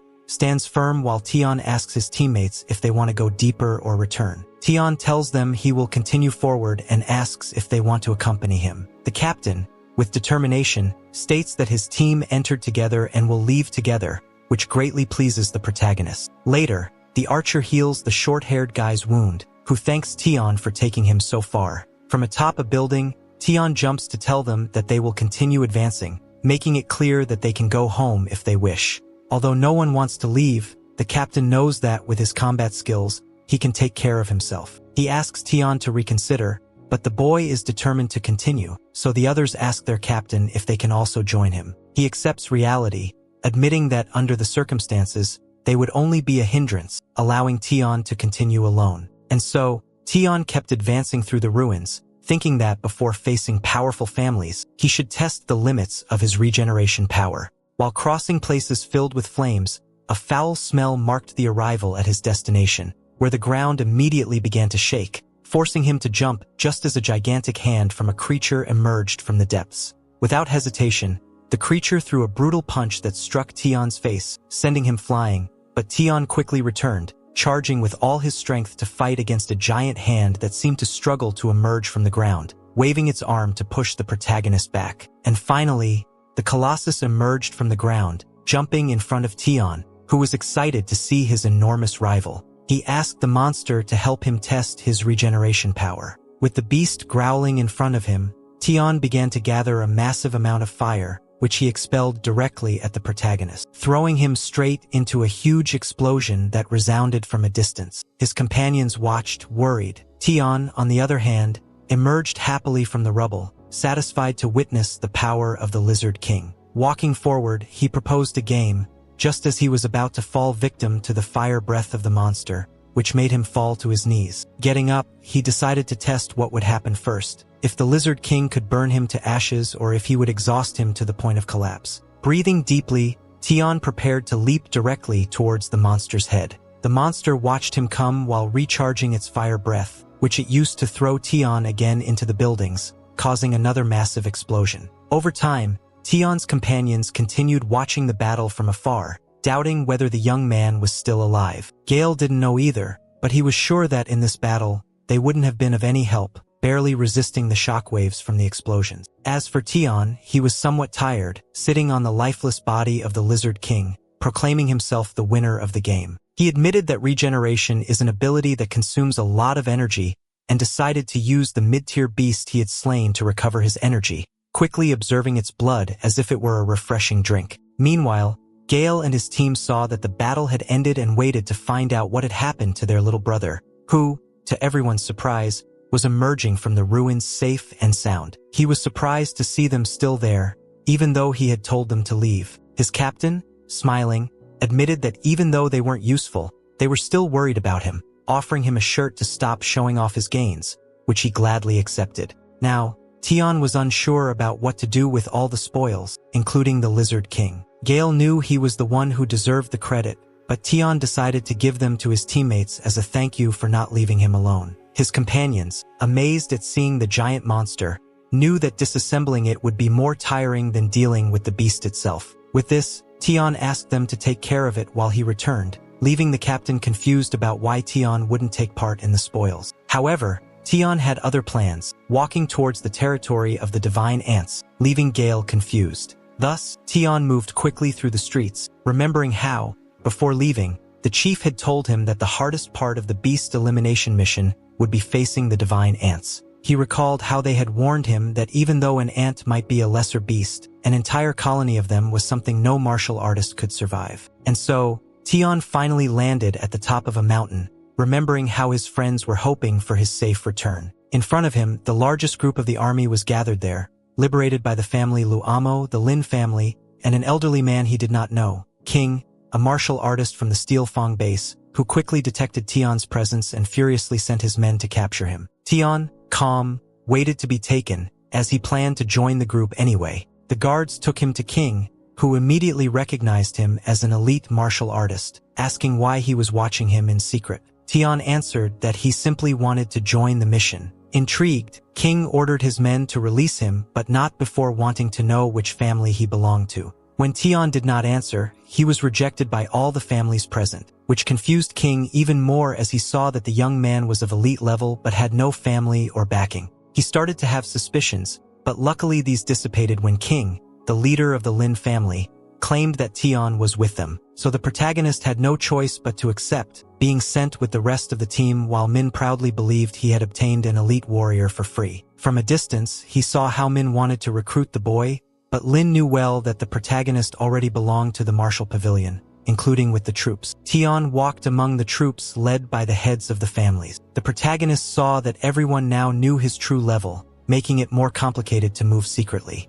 However, with his strength, he feared nothing. At that moment, King halted the troops to activate a light orb in front of him, asking an old man to draw a magic circle, which they called a formation. Realizing that they were facing the nest of the divine ants, Tian saw his target. With the formation finished, King ordered everyone to stay back while he joined his hands to activate a magic circle over the ant nests, breaking the spell and unleashing a rain of fire that destroyed the nests. This spectacle amazed both Min and Tian, who began thinking about learning to perform such techniques. From above, Sia watched horrified as King had used such an expensive formation without thinking too much. However, Ling knew that the plans of the White Fang were clear: intimidate the entire Linai base with this. The troops moved inside the ruins, amazed that all the nests had been destroyed by that powerful technique, and everyone moved forward, calm and happy, thinking that everything was over, except Tian, who was upset to see that there was no ant left from which to copy its talent. Meanwhile, Ling, smiling,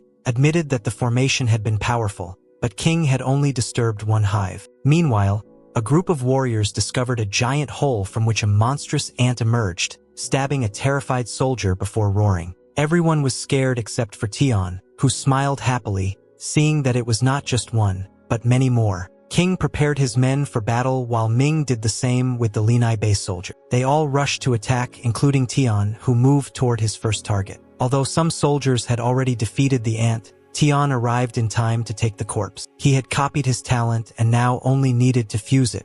However, he was surrounded by ants and needed a safe place to do it.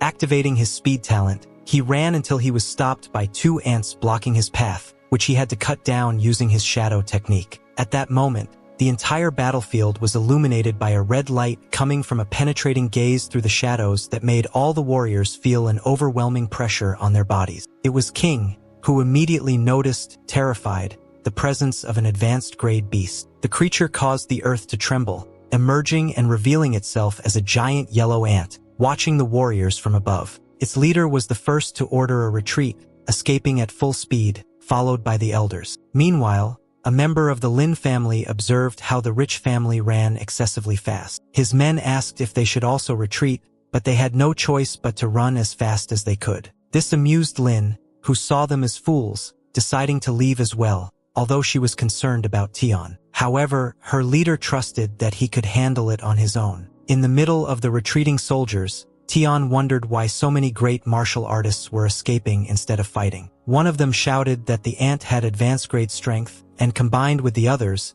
they could easily defeat the Grandmaster. This was something Tian knew well. The first to escape and still leading the retreat was the Master of the White Horn. Tian reflected on how unreliable these so-called celebrities were. Meanwhile, the creature reached the slower warriors, devouring them and roaring loudly, releasing a sound wave that froze the warriors, exerting such pressure on their bodies that the air became so thick some fell to their knees, unable to breathe.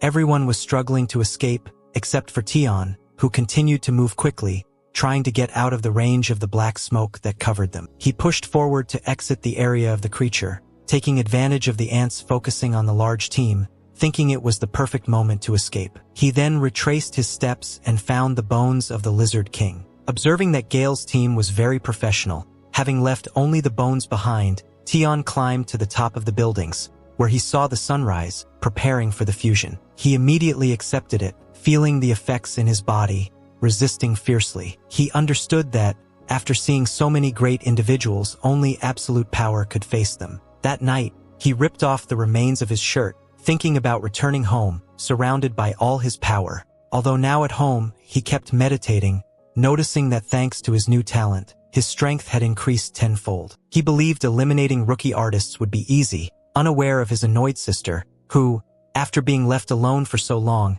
complained that he only sat there doing nothing. Frustrated that he didn't pay attention, she threw a final warning before returning to the kitchen to prepare her revenge. Later, Yeyu called her brother, informing him that dinner was ready, a large amount prepared to reward him for his hard work. Tian, smiling but not fully believing it, accepted the meal. However, just as he was about to eat, someone knocked at the door. He saw this as an opportunity to escape momentarily. Opening the door, he found Gale, who was quickly let in. Gale greeted him cheerfully and said he was there to give him his share of the loot. Although Tian tried to refuse, the giant insisted, forcing him to accept. Taking advantage of the situation, Tian invited Gale to eat, which left his sister worried. During the meal, Gale continued to eat voraciously, much to Yeyu's surprise, who was stunned to hear that her food was too good, even though she had tried everything to make it unappetizing. Later, while Gale kept eating, Tian asked him about the events of the days he had spent meditating, especially regarding the fierce beasts cleanup operation. Gale explained that the two bases involved suffered great losses, including 50 martial artists and 3 masters, after 2 failed attempts to enter the territory. This intrigued Tian, until he learned that they only managed to defeat the ants after sending a grandmaster from the Steel Fang. To Tian's surprise, the mission was still active, making him wonder if all the sacrifices had been worth it, and he began to suspect the true intentions of the Steel Fang base. Later, Tian dismissed the captain, who assured him they would meet again. However, just as Gale was leaving, an envoy from the Mo family intercepted him, bringing a dinner invitation from the head of the family. Tian didn't hesitate and rejected the invitation, which angered the envoy. The envoy unleashed his power, claiming that no one rejected the Mo family. The head tried to calm the situation with words, but the envoy was not interested, walking directly towards Tian and placing a hand on his shoulder, while whispering that it was in his best interest to accept the invitation. Seeing the hand on his shoulder, Tian became furious, grabbing the envoy and slamming him violently to the ground. Gale tried to calm him down and let the envoy escape, nearly in tears. The captain suggested that Tian not provoke those bastards, but Tian, with experience, saw this as an opportunity to test his strength talent, which allowed him to break arms easily without exerting much effort. Meanwhile, the envoy was furious, promising that Tian would pay for this. Later that night, at the Mo family's mansion, a man with a mustache and spiked hair, along with the family head, were in a large room. At that moment, a servant arrived in a hurry. The mustached man, Kang Chun, the eldest son of the Mo ancestor, an elite martial artist, and heir to the clan, scolded the servant for not completing the mission correctly. The servant explained that he had extended the invitation with respect, but when the young man mentioned the Mo family, he dismissed them and broke the invitation. This enraged Kang, who released so much energy that he moved all the furniture in the room, including the envoy, before waiting for orders from his father, who appeared to be in poor health. He then gave the servant the order to leave, and Kang attended to his father, bringing him medicine. The old man remembered how, during the battle with the sacred ants, he had to use a secret technique to escape. He was so badly injured that it seems he doesn't have much time left to live. His son tries to console him, assuring him that he will recover, but the old man knows well that his time is limited. His greatest concern is that once he's gone, his family will lose its great teacher. That's why they need Tian Kong. He thinks the protagonist might be hoping to be recruited by the Lin family, something he cannot allow. The old man decides that if the boy doesn't want to cooperate willingly, he will make him cooperate through force, using a poison that eliminates the wisdom of the spirit from the body, leaving Kay stunned. The plan is to remove Tian's spirit, brainwash him, and give him a false identity, making him believe he is the illegitimate son of the Mo ancestor, so he can be accepted into the clan. This worries Kay, but the old man clarifies that he does not plan to take his place as heir. The intention is only to have someone powerful to carry the Mo surname. Although Kay is only concerned about his reputation being tarnished, the old man isn't interested and orders him to follow instructions. Kay agrees, promising to send the veterans to capture the boy. Thus, a group of hooded figures crosses the rooftops of the city, arriving at Tian's house. One of them enters, reporting to the mercenary in charge, who orders to go after Ye to intimidate the protagonist. They start looking for him, while the other mercenaries outside position themselves to cover all exits and escape routes. The mercenary reaches the girl's room, where she appears to be asleep in her bed with the sheets covering her head, ready to capture her. He pulls the sheets, which suddenly fly toward him, enveloping him. He uses his sword to free himself, only to fall into Tian's brutal grip, who lifts him up, smiling while complaining about how long it took them to arrive. The mercenaries wait for news from their comrade, whom they are literally strangling, to the point that his earpiece falls off from the pressure, until the mercenary is killed and dropped to the ground. The others hear the desperate screams of their comrade from the window and are informed by Tian, who throws the body from the rooftop, landing on the ground, obviously lifeless. This puts everyone on high alert, thinking the protagonist called reinforcements, something that amuses Tian because he knows no one in the base would support an attack against the Mo family. All the veterans gather in a building, where one of them begins to feel a presence, but sees nothing, assuming it's just his imagination. Right then, his head falls to the ground as Tian arrives, claiming his second victim. The veterans are terrified, thinking the boy is allied with a shadow assassin. They begin their attack, but Tian eliminates them with monstrous speed that leaves them unable to react. He then targets the next victims, chasing them down and defeating one, while the other tries to surprise him from above, but is dodged and knocked down by Tian's brutal attack. He watches as his opponents attempt to flee, so he hunts them down using his shadow assassin technique, killing them all. Now, their leader desperately screams as the protagonist continues exterminating them until a new team arrives. Tian faces them in a clean punch that creates a brutal clash between the two warriors, sending the opponent flying purely with physical power. Only the bald veteran remains, unable to believe that he is facing a mere martial artist. This veteran is a well-known figure to the protagonist, whom he recognizes as Mo's father. He uses the fact that they know each other to try to make a deal, but Tian makes it clear that it was he who severed the head of his son. The now very kind old man seems calm, blaming his deceased son for getting into trouble and offering Tian a lot of money to spare his life. However, the protagonist isn't interested in that and, with all his strength, takes the old man's head and slams it brutally to the ground, finishing him off. Tian decides to start planning his revenge, angry that they keep trying to hurt his family. He takes the bald man's cape and uses it, flying off at high speed. Meanwhile, in the Mo mansion, the old man is worried since the veterans have not returned. His son tries to calm him, reminding him that they had sent the 10 best veterans, who were unbeatable in the base. Just then, a sword cuts through the air at high speed, heading toward the old man, who barely manages to dodge it.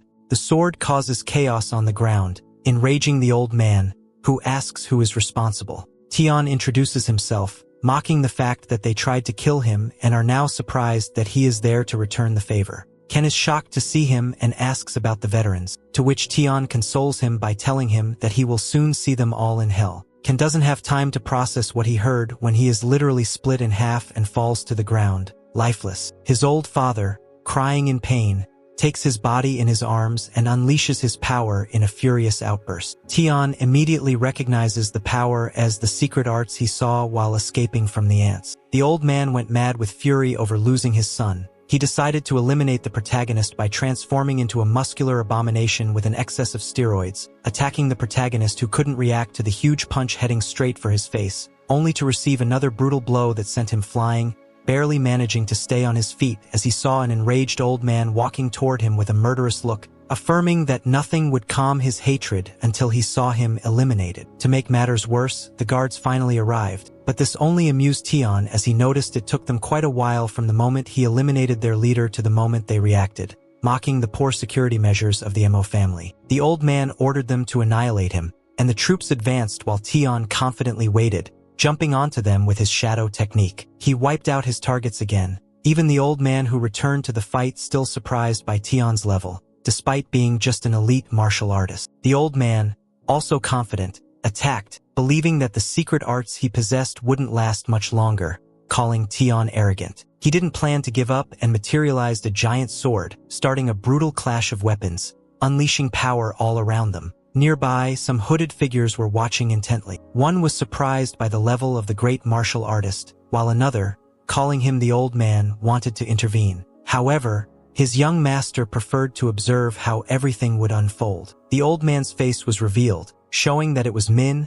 and the fight continued, with both warriors attacking with everything they had. The old man began to retreat, amazed by the protagonist's speed, falling victim to it when he received an attack that almost cut him in half. The old man stayed on his feet and attacked again, furiously smashing the floor with a blow that didn't land. He couldn't believe he missed again, yet Tian remained standing and full of energy, ready to continue the fight. This was enough for the old man to realize that he wouldn't win if he kept wasting his energy like this, so he changed his plan and sought to ask the Lin family for help while he still had some strength. Tian tried to provoke him into continuing the fight, and the old man responded by materializing a smoke grenade, starting his escape at full speed. Tian used his speed ability to catch up, which annoyed the old man, who increased his pace only to be caught again. He realized that he couldn't escape someone with such high-level speed talent, so he tried to confuse Tian with fast spins, but Tian enjoyed it and decided to play along, secretly catching up and draining the old man's energy,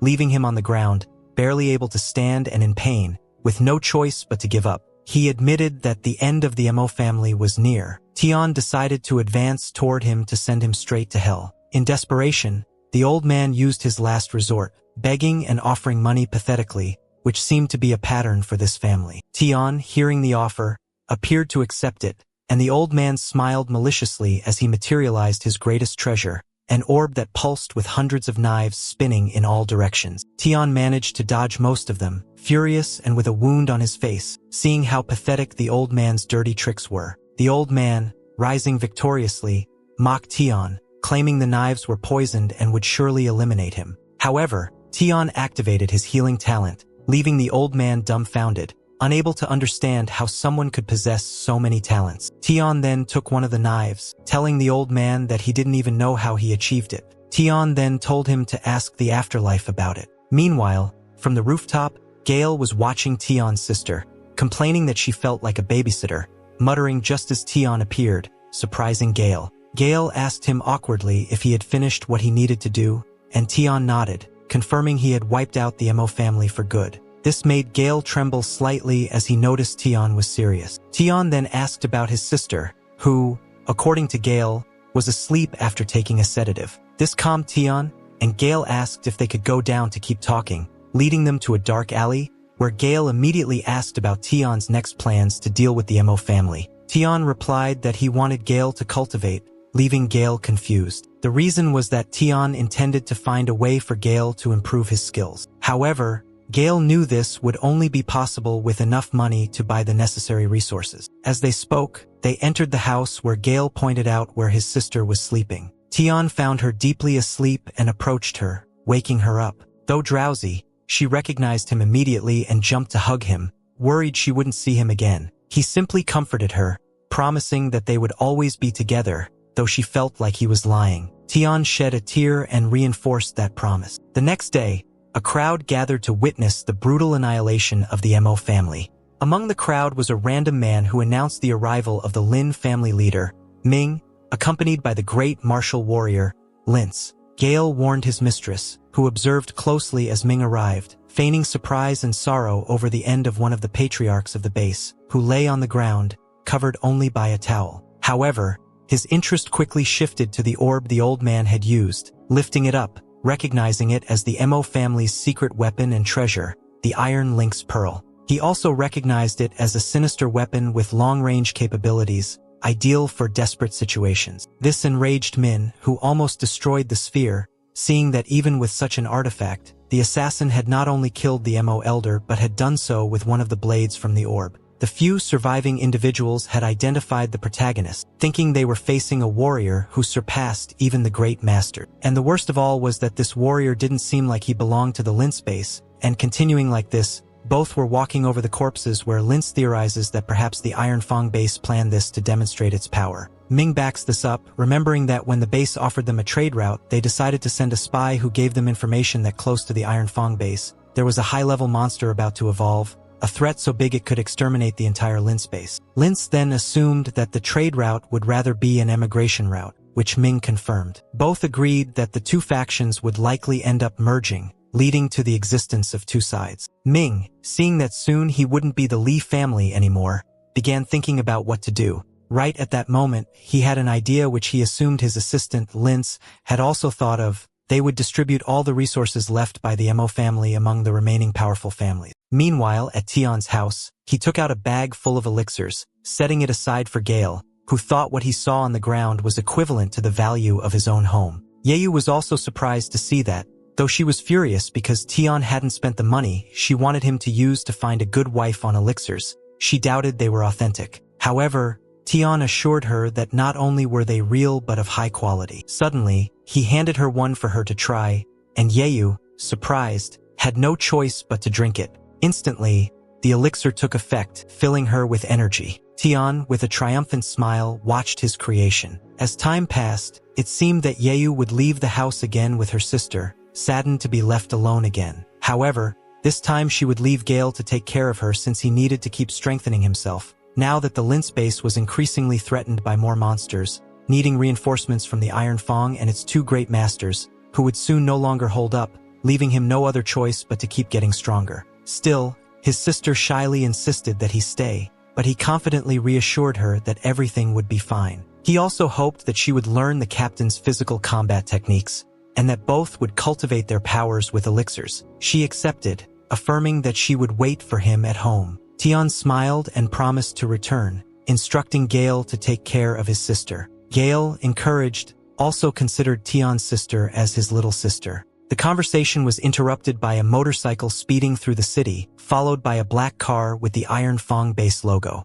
Gale and Tian, surprised, watched the Iron Fang convoy, while Yeyu, uninterested, observed the noisy caravan, with an incredibly loud motorcyclist leading it, Zun Fun. His high statistics caught Tian's attention. With all the cars speeding by, raising smoke and dust, Yeyu was annoyed, feeling they were being a bit excessive. The protagonist, worried about his sister, thought the arrival of these individuals would bring no good. Decided, he sent his siblings inside while he sped off to the ironically named Thousand-Leaf Forest. He immediately noticed that it was a very dry place where he found a giant footprint, which he identified as a Black Panther wolf. He planned to use it to improve his speed talent. When something seemed to disturb the forest, the protagonist became alert, sensing that there might be a monster nearby, moving at full speed to find it, until he encountered a giant monkey fighting with huge, fast cats, which he recognized as golden dragon panthers, conveniently stronger than the panthers he had been searching for. Watching them move at a speed that could reach apex level, he also knew that the gorilla probably had a monster level superior to even the lizard king he had defeated, doubting the panthers could win easily. So, he tried to find an alternative to copy the talent. In the middle of the battle, he suddenly felt a rough tongue on his leg. He looked down and saw a small yellow kitten looking up at him cheerfully. Terrified, he pulled back, but the kitten used a psychic technique to talk to him through the spirit light, offering to form a master-servant contract and promising to be his most loyal servant. Tian was shocked, especially by the kitten's feminine voice, and couldn't believe he was talking to such an adorable creature calling him master. Confused, he asked why it wanted him to be its master. The kitten responded that it had sensed a benevolent speed talent in him. Tian, analyzing the kitten's stats, discovered that in addition to its apex level speed, it had innate talents for medium-level endurance and apprentice-level healing. Realizing he was facing a divine beast, he understood the kitten's value. It then asked for help to save its parents, who were facing the gorilla, while its mother was pregnant. Tian, smiling, accepted the request and named the kitten Little Jean. Little Jean enjoyed being petted by his new master, and Tian also enjoyed copying his power, which he immediately fused. Thus, Tian climbed up the rock, observing the creature while considering the high expectations little Jean had placed on him. He began his attack, releasing his weapons, with the adorable, diminutive Jean jumping in an intimidating manner on his shoulder, stomping forcefully to launch himself directly toward the monster's weak points, severely injuring its eyes and blinding it with another move, leaving it screaming in pain. However, now he had another problem. The huge kittens were heading towards him, so he hastened Jean to meow to his mother in feline language, explaining that he was not their enemy. After a deep conversation of meows, the Golden Panther mother was convinced to trust him, accepting the recovery pill to protect the baby in her womb. Now fully recovered, the Golden Panther father took the opportunity to tell his son to ask for an alpra, which he accepted reluctantly, but it filled little Jean with joy. At that moment, the huge gorilla started running at full speed to escape, which angered Tian when he saw it flee. The Golden Panthers also had no intention of letting it go. Joining them, they decided to chase it, confident that their 3 advanced speeds would be enough against a giant monkey, with Jean reminding them that he was also participating in the fight, launching himself into the attack, overtaking the gorilla. Although the protagonist was having trouble controlling the skill, the monkey was about to attack him. Seeing the blow coming, he activated his speed to face it head-on, and with his strength talent, he struck a blow to the gorilla while the panthers attacked it with bites. Tian, at full speed, prepared for the final blow that resounded throughout the forest. The kittens chased after him. However, the gorilla returned, surprising everyone, including the protagonist, but not the kitten on his shoulder, who was preparing to jump. At full speed, like a lightning bolt, he pierced the gorilla's face, sending it flying. With the gorilla destroyed, the kitten returned tenderly to his master's arms, who joyfully gave him affection, relieved to have fought alongside such a fierce beast rather than against it, leaving everything calm. But suddenly, the female panther fell to the ground, looking injured. The kitten ran to his mother, and Tian walked calmly, thinking that maybe the panther had suffered internal damage in the fight. Luckily, she always carries healing potions, so the giant kitten healed her, ending the scare, but a new one began immediately with the arrival of terrifying beasts, which, according to little Jean, had taken down the gorilla. He recognized them as wolves, heading toward them in a large pack. Tian assumed they wanted to eliminate their new kitten friends to claim the forest as their own, so he unleashed all his power, jumped, and landed directly on the leader of the pack, terrifying the rest. He took advantage of this to throw out a fun reference, lifting Jean and proclaiming him as their new king. Later, the panthers continued walking through the mountains, although Tian was concerned because the female was moving a lot after the injuries. She, in the language of the injured,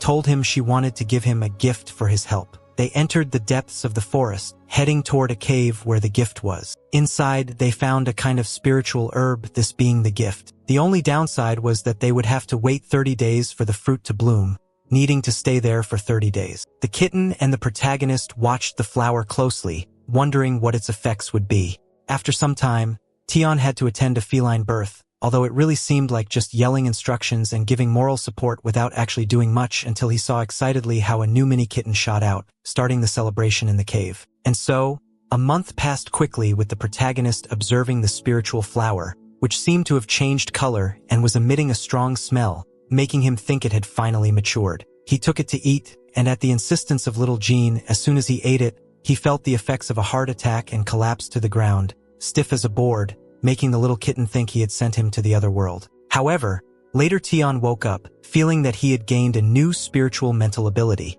an ability that only strong martial artists manage to achieve. Not only that, but it also affected his copying ability, increasing his search range and even allowing him to copy abilities from a distance, detecting the closest one to him, almost copying by accident a resistance talent, which wouldn't be useful for him, preferring to cultivate it first. He decided to go back home with this great gain, so he said goodbye to the panthers, except for Jean, who cried and ran toward him, asking him not to leave. He jumped on him, making him accept and planning to introduce him to someone who would adore him at home, making the kitten cry with happiness. And so, they returned to the real world, running through ruins with Jean having fun, never having seen the outside world, seeing it as something interesting. Meanwhile, for Tian, it would only be dangerous, a thought confirmed when he noticed he was walking on the remains of what once was the 5th Academy, with the bodies of students scattered along the path, including that of his old friend Sang. Sang ran toward him, asking what had happened, making him react slightly. Recognizing him, the protagonist, happy that he's alive, took out a high-grade monster blood potion to give him. Sang, now conscious, explained that they had been attacked by members of the Iron Fang base, which seemed to have been completely destroyed by the monster. This caused hundreds of thousands of people to occupy the base, causing chaos and allowing warriors, thieves, and usurpers to do whatever they wanted. Tian asked who the current leader of the base was. Sang replied that the Ling family was still in charge, though only by name, something that matched Tian's predictions that the White Fang would take control. Meanwhile, Yellow, extremely protected, practiced swordplay with her wooden sword against Gali, trying to attack him, but he dodged every move and finally knocked her down, breaking her sword. The girl, frustrated, lamented the defeat. Her instructor, however, assured her that she had talent. She responded that she owed it to the teacher, removing her helmet and sitting on the ground. Suddenly, some applause caught her attention, making her turn around and find her brother. Her eyes sparkled with excitement as she rushed toward him, waking the kitten she was carrying, which immediately took it and ran off. Gali approached, joking that they had traded her for the kitten. Tian thanked the captain for helping his sister reach the rank of martial apprentice. The captain, happy to help, asked if Tian was aware of what had happened with the Iron Fang base. While walking through the street, Tian asked if something had happened at home. Gali assured him that they lived in a safe area, especially because after Tian left, Sia arrived at their house, leaving a red cross that would prevent anyone from the Iron Fang base from even thinking about hurting them. The cross was the insignia of the Martial Pavilion, something Tian appreciated, relieved. However, Tian wasn't entirely convinced that it would keep them completely safe, especially because Sun Feng, the motorcyclist, whose slow tactics Tian had analyzed before leaving the city, was looking for a death duel with him. Sun Feng was one of the 4 geniuses from the Iron Fang base and had traveled the entire city looking for elite warriors to defeat, managing to defeat everyone in combat. And through the streets, there was a motorcycle speeding, driven by the same Zun Feng, performing reckless maneuvers until it stopped in front of Dean. Queen looked at him seriously. Sun Feng smiled upon seeing him and warned that there would be a duel at 10 a.m. the next day, all in an intimidating tone, asking if Tian would have the courage to show up. Tian promised he would be there. Meanwhile, he activated his ability to copy and took Feng's intermediate cultivation talent. Satisfied, he sped off. Gale scolded Tian when he realized that with his current level, he wouldn't be able to defeat Feng. Tian, though a bit nervous, clenched his fist, not fully sure of the outcome. That night, he analyzed all his abilities, focusing especially on the cultivation talent he wanted to improve. Finally, he copied the power at the comfort of his house and prepared, going out to the balcony to observe the moon while waiting for the duel the next day. The next morning, in the Minghui Square, a crowd gathered around a monument. Feng was waiting, surrounded by people discussing the fight. Most were mocking, sure that Tian would be just another victim of Feng. Some commented that this time, Feng had asked to fight an unknown, which puzzled others. Some were worried that after defeating his opponent, Feng might go too far and destroy the monument, a habit of his where he used his victories to crush the pride of noble families, and now it was the turn of the Lin family. Among the crowd, Lin and Sia arrived, the latter concerned about the protagonist. However, her teacher knew well that even if he didn't win, Tian would likely be able to defend himself. Finally, the false twin sisters were in the same place. With Yeyu arriving at the square, not understanding why there were so many people, Gale explained that Feng's ego essentially demanded a crowd for his fights. Yeyu was worried she wouldn't be able to see anything, so she tried once again to convince her older brother not to fight. However, he only patted her head, promising it would be over quickly, then jumped to the center of the square like a lightning bolt, presenting himself with tremendous elegance, catching everyone's attention. Feng, surprised to see that the protagonist really had shown up, smiled confidently and presented his reward, the bronze-level wind-cut sword technique. However, Tian responded by materializing a bronze-level technique book of the same rank as Feng's offering, throwing the book disdainfully, knocking down the reward that Feng had presented in a gesture of contempt. This visibly angered Feng, who immediately attacked. From the crowd, Yui shouted for Tian to be careful, but Tian calmly waited for the attack and, seeing it coming at high speed, stepped aside effortlessly, astonishing his rival. Feng grew furious, seeing how the protagonist just avoided his cuts and attacked intensely until one cut a couple of hairs. However, Tian was about to respond, clenching his fist tightly to deliver a brutal punch that left Feng spitting blood and with several broken ribs, launching him into some crates. The protagonist mocked him. Feng, rising and seeing that Tian was strong, decided to go all out, preparing to launch multiple wind slashes. Tian dodged them by leaping back, but the attacks ended up cutting the monument, which angered Ming, who saw the monument of his family destroyed.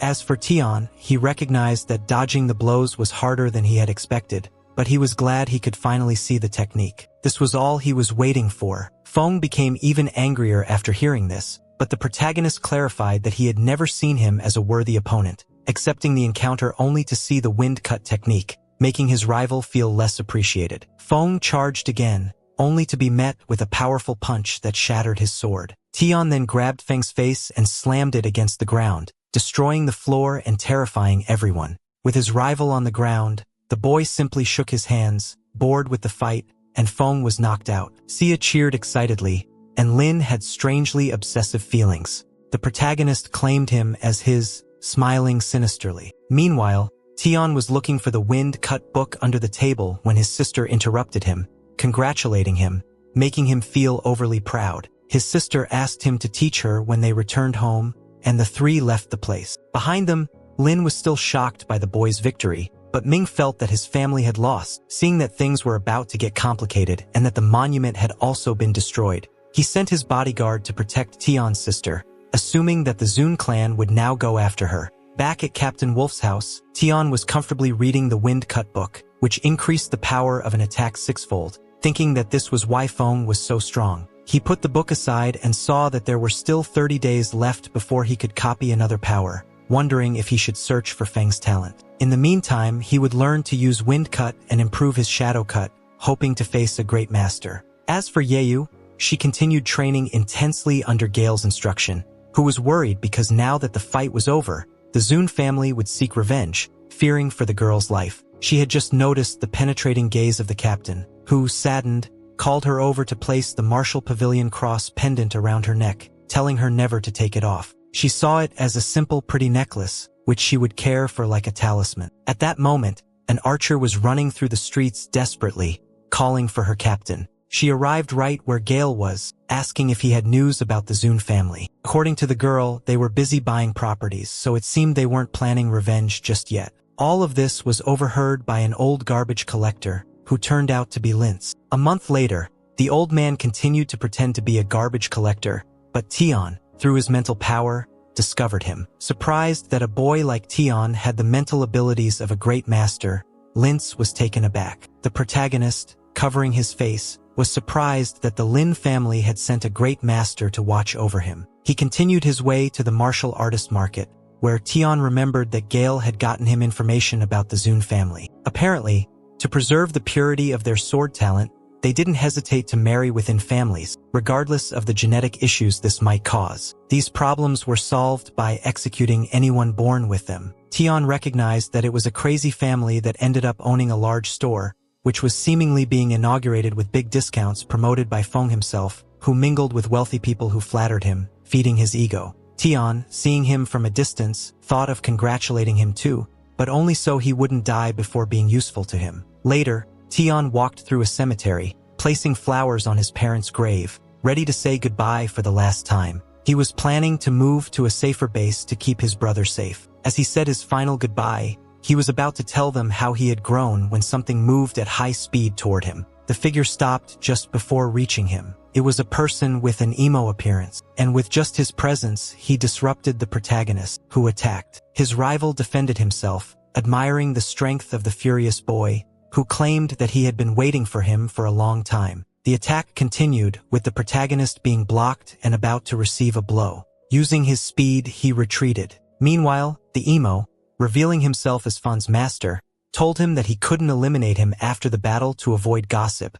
but at least he should be grateful for living 30 more days. Frustrated by his words, he thought about how annoying the man was before both of them resumed their attacks, resulting in a powerful clash of weapons. They fought at full speed, each of their strikes accompanied by huge flashes of light. The battle was evenly matched, fought among the graves in the cemetery. Tian backed away to avoid damaging the flowers his parents had left. The emo confirmed that he was Fan's master and that he came to take revenge for hurting him. He continued his monologue, saying that it was convenient to leave him in a cemetery, promising that he would send his body to join his parents soon and that his sister would join them too. While the protagonist gently took the flowers to return them to his parents' tomb, ignoring the annoying man, this finally managed to provoke the protagonist, who, filled with rage, moved at full speed and threw a sword into the emo's stomach. The emo couldn't withstand the blow and flew through the air. Tian followed him, caught him mid-air, and threw him toward the mountains, so far that he disappeared from sight. A massive dust cloud engulfed the area, caused by the impact of the emo's body, who could barely move. In agonizing pain, he recognized the protagonist, who approached with a sadistic smile. Later, Tian examined the emo's body and found an interesting book and a sword. However, as he looked at the moonlight, he realized it was too late, so he ran back to have dinner with his sister before she started complaining. Meanwhile, in the city, people strolled peacefully as Linz continued his facade as a janitor, cleaning the streets until Tian appeared behind him without a word. The protagonist continued his way, but when he turned, he remembered that it had been a month since Linz had started working, so he decided to invite him to his house for a glass of water. The old man smiled and accepted. Now, in the wolf household, Tian and Linz entered, surprising his sister, who was asked to prepare tea for the guest. Gale also got up and asked who the man was. He introduced himself as Linz from the Lin family. The captain didn't seem too interested until he remembered the famous elderly man, beginning to show admiration for him, which embarrassed Linz. While you prepared the tea, the captain, full of admiration, took the tea to go, surprising the girl. Linz sat down to drink tea, and when asked why he invited her so suddenly, Tian, embarrassed, asked a favor, to take his sister to Miss Lin of the Martial Pavilion. Linz was astonished that Tian was serious. Tian tried to convince her that it wasn't anything serious and that as long as he wasn't around, little Ian would protect her.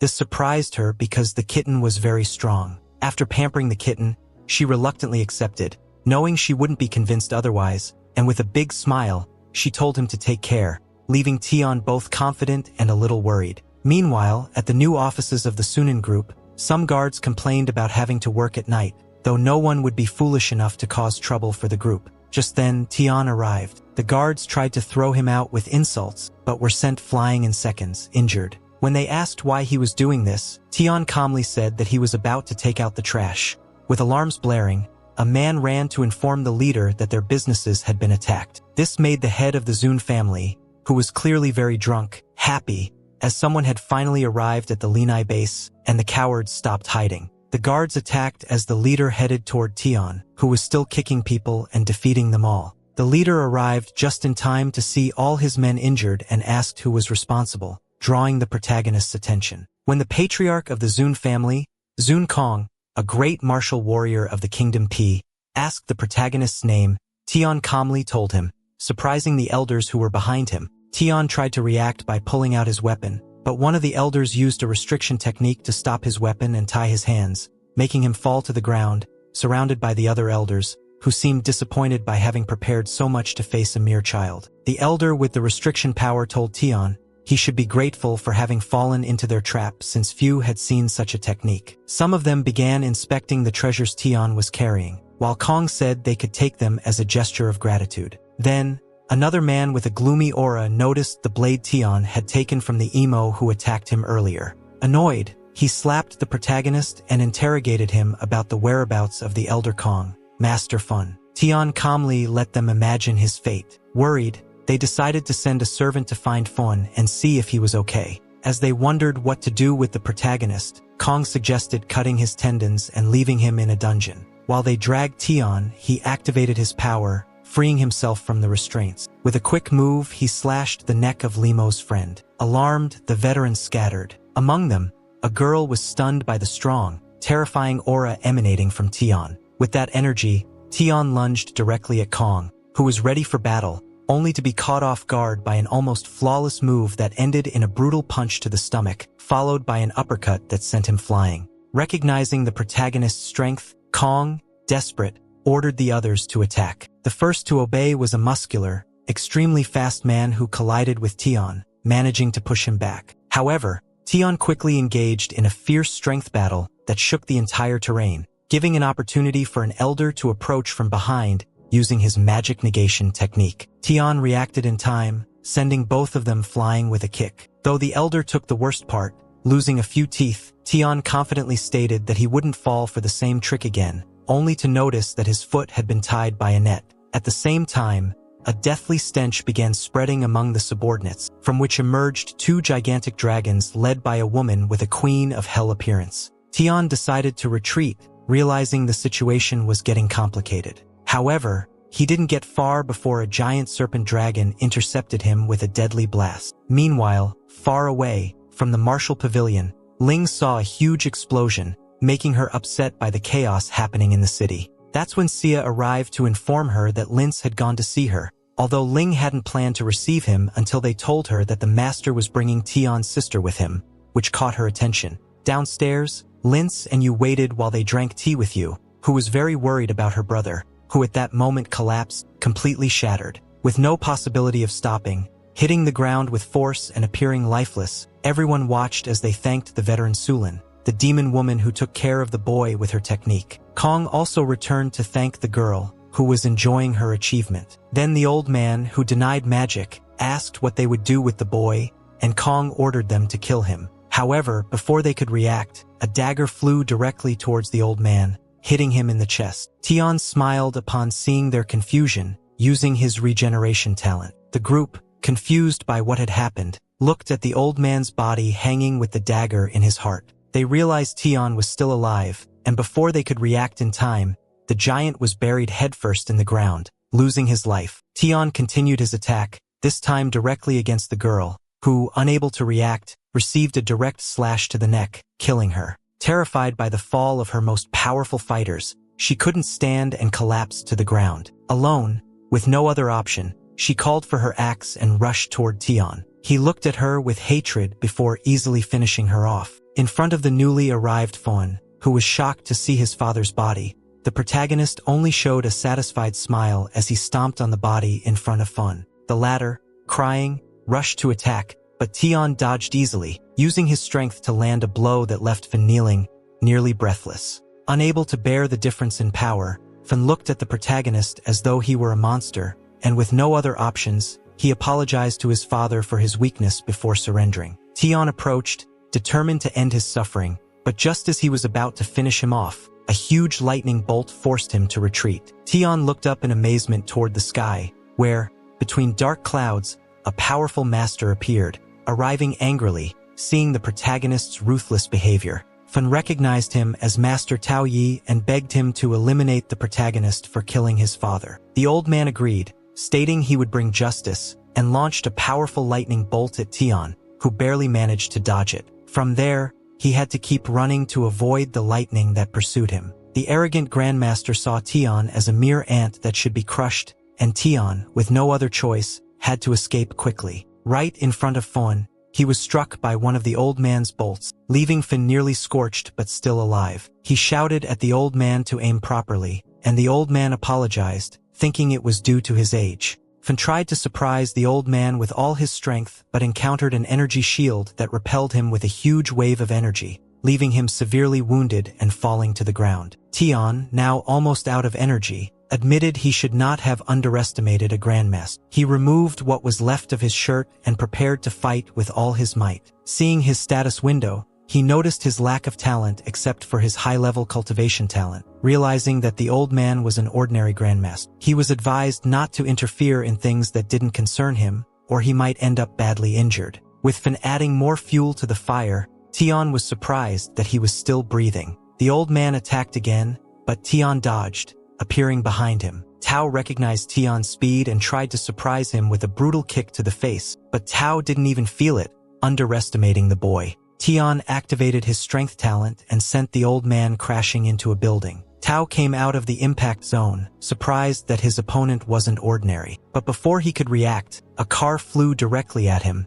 using his powers to repel it and sending it flying toward Tian. He received a direct blow to the face, then was grabbed by the leg, dragged on the ground, and hit with a close-range barrage of lightning that flashed across the entire city. Tian was now defeated on the ground, under the sentence of Tao and Fawn, the latter congratulating the old man, who suddenly spat blood, realizing that he had also been injured. He ordered Fawn to kill Tian while he retreated to tend to his wounds. Fawn, terrified, began his task under the full moon, spitting on Tian's body and stomping on it, promising to turn him into dog food. However, with each blow, Tian began to react, slowly getting up in fury, surprising the cowardly boy, who screamed for help. But it was too late, and Tian eliminated him with the blade from his master. With the boy dead on the ground, the old man, who hadn't gone far, turned to find the protagonist healed from all his injuries. Looking brand new, recognizing the talent of Medusa, the old man was surprised and asked who Tian really was. Tian identified himself as a simple human who had awakened a weak talent. He then used the Zune cut technique, the wind breeze, which the old man recognized as impossible to dodge. Although the old man tried, he failed spectacularly, receiving the blows of the technique. He endured as best he could until he decided to enter steroid overload mode, promising to take Tian to the afterlife with him. However, 5 seconds later, a blow sent his head crashing to the ground. The old man cursed his luck, unable to do anything but receive a brutal kick to the face while he screamed for help. From above, unnoticed by Tian, the old man observed everything and confirmed that he had accepted the Iron Fang base as a guest, as long as they treated the base's members with respect. He then descended from the battlefield, revealing himself as a careless old man named Lu, nicknamed Old Lu. He also belonged to the Iron Fang base, although he didn't support his brother's extremist conquest ideas. However, for Tian, he was just another potential opponent. Though Old Lin had no intentions of getting involved in the fight, his indifference only enraged Tian further, who released more of his power and promised to take everyone with him. He activated his technique, focusing energy, which made the old man think that Tian was about to self-destruct. Considering it a brave act, he decided he'd rather eliminate him himself, so he launched a direct slash to Tian's neck, ending his life and triggering a massive explosion of energy that illuminated the sky. From the old man's perspective, it became clear that by eliminating a grandmaster, Tian had evolved, and now stood before him as a higher-level martial warrior. Seeing Tian radiating power, Old Lin decided that it would be better not to provoke him. Tian, without delay, asked Lu what he wanted. The old man admitted that Tao and his faction represented a line of descent that liked to oppress, while he and his group sought true justice and equality. Moving at an imperceptible speed, he asked Tian to end his war with the Zune family and leave the rest of the Iron Fang base in peace, promising that both bases would ally for mutual prosperity if Tian agreed. Tian, distancing himself from the matter, stated they should seek out the Lin family, the true leaders of the base, as he had no intention of getting involved in such problem. The old man accepted the proposal, and he watched as Tian quickly retreated, satisfied with the future he saw for himself. Meanwhile, at the Lin mansion, an old man was trimming flowers. This was Lin Wanla, the great warrior patriarch of the Lin family and father of mining. Just as he finished with the flowers, his son entered to inform him about the explosions in the city, revealing that the Sunan building had been attacked. The old man, incredulous, doubted this version of events, knowing that the Grand Master who had protected Rosen was almost invincible. However, his son explained that Tian was responsible for eliminating him, leaving his father completely astonished. Although surprised that such a large conflict had been resolved by a boy, Lin Wanla felt calm knowing that his base would be safer. However, Mansi informed him that the Iron Fang base specifically wanted to see him. The old man, who was already waiting and drinking tea, reluctantly decided to meet with the Grand Master. He ordered his family to ensure Tian and his sister's protection, and also instructed that if Tian wanted political power, he should be offered it, making sure not to offend him. Min immediately followed the orders. On the other hand, in the martial pavilion, Yellow was worried about his brother while the servant of the place offered more tea. This annoyed Gali, who, tired of the tea, asked about the pavilion's master. However, it seemed that she had no intention of coming down, which disappointed him since he wanted to meet the beautiful girl. The impatience of his student also grew while Linz calmly sipped his tea and assured him that both of them knew well how the pavilion master was. Just at that moment, the master's entrance was announced. Lin came down the stairs but was completely paralyzed upon seeing someone in the middle of the room who was basically her twin from another family. Surprised, the girl also stood up. Gali rubbed his eyes to make sure he wasn't hallucinating and said that they were identical. This left everyone, including the servant, thinking that they were lost twins. Lin was the first to greet the master and introduce her to Tian's younger sister, who was very nervous in front of the intimidating Lin. The latter, upon seeing her, was upset thinking that Tian had saved her just because she reminded him of his own younger sister. Humiliated by everything that had happened, she clenched her fists, greeted the girl, and then, with a coquettish smile, demanded that she call her older sister, leaving Yo completely confused. Meanwhile, in the streets of the martial pavilion, Tian was walking calmly until he reached the place where Lin was already waiting. Surprised to see her, Ling assured him that he would no longer lose track of the new leader of the Linai base, whom he called Lord Tian. The protagonist immediately began to look her up and down, although, in reality, he was looking at her state window, astonished that her talent had increased from high to superior in such a short time. He assumed this must be related to the treasure of the lake. Seeing her as an incredible girl, he continued staring at her until she went from being nervous to furious, scolding him for staring at her too much. He apologized for being distracted, and the girl calmed down, changing her attitude to ask if they could walk together, something he agreed to gladly. As they walked, they talked about how Lin's planned to help her join a political family, something Tian was not interested in at all. So, Lin asked what his next move would be. He explained that he planned to go to the maritime base, which created an awkward atmosphere since Ling felt there was a possibility he would leave, leaving her literally behind, until she noticed and asked him why he had stopped. And so, they continued walking until nightfall when they finally returned to the base of the martial pavilion, where his sister greeted him joyfully, hugging him tightly, which he found a bit clingy, but she just said she had missed him. Then he thanked his friends for looking after his sister while Lin and Sia entered. The first ordered her assistant to bring the elder and Song. Quickly, the elder spoke with her in a room, asking if she was sure about her decision. She seemed completely certain. The next day, in a warm atmosphere, Yu tried to convince her brother to stay and establish his own family, but he wasn't interested and simply thanked his friends for the car, while Lin confirmed that she liked the boy and added that if she were younger, she would accompany him. Meanwhile, Gale was surprised that Lin hadn't come to say goodbye, so staring toward the entrance with a certain feeling,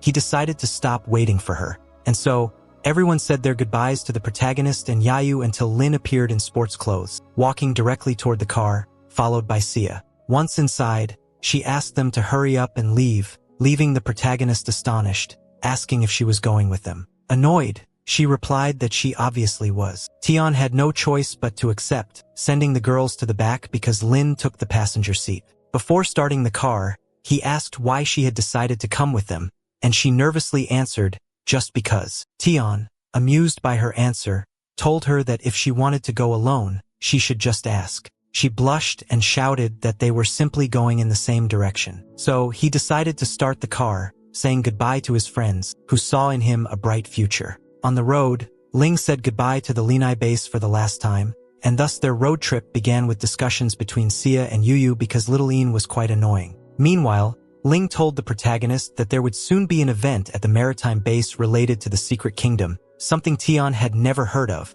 which made Sia question how he had gotten so far without knowing about it.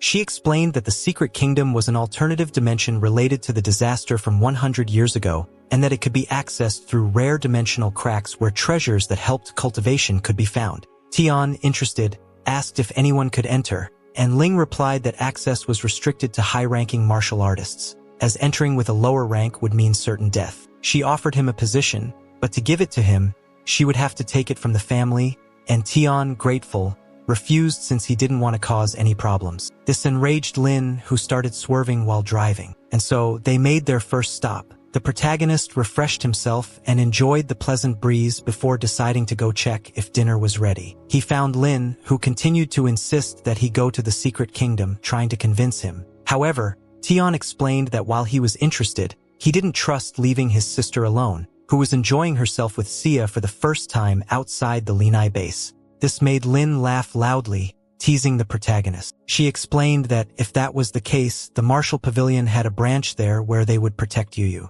This convinced Tian, who happily expressed that he hoped they could participate together. Lin accepted but made him promise to stop being so indecisive. The protagonist agreed, although deep down, he was only thinking about how much money he could save. Upon returning, Sia asked them if they preferred to go slow to enjoy the trip or fast. Tian and Lin responded in unison, though with different moods, that any option was fine, which embarrassed both of them. Luckily, Yuyu gave the final vote, opting to enjoy the journey. Sia took this as the final decision, and the others responded in unison once more. Thus, their journey continued, enjoying the trip in a peculiar way with Sia, and Yu terrified while watching how Ling and Tian fought a giant monster. During the battle, the protagonist took the opportunity to copy a resistance talent, and later, the scene repeated itself with the girls terrified when facing a giant octopus. And Tian managed to copy a defense talent, and so 3 months passed until they finally arrived at the ship at the Demon Marina base, a large-scale base housing millions of people.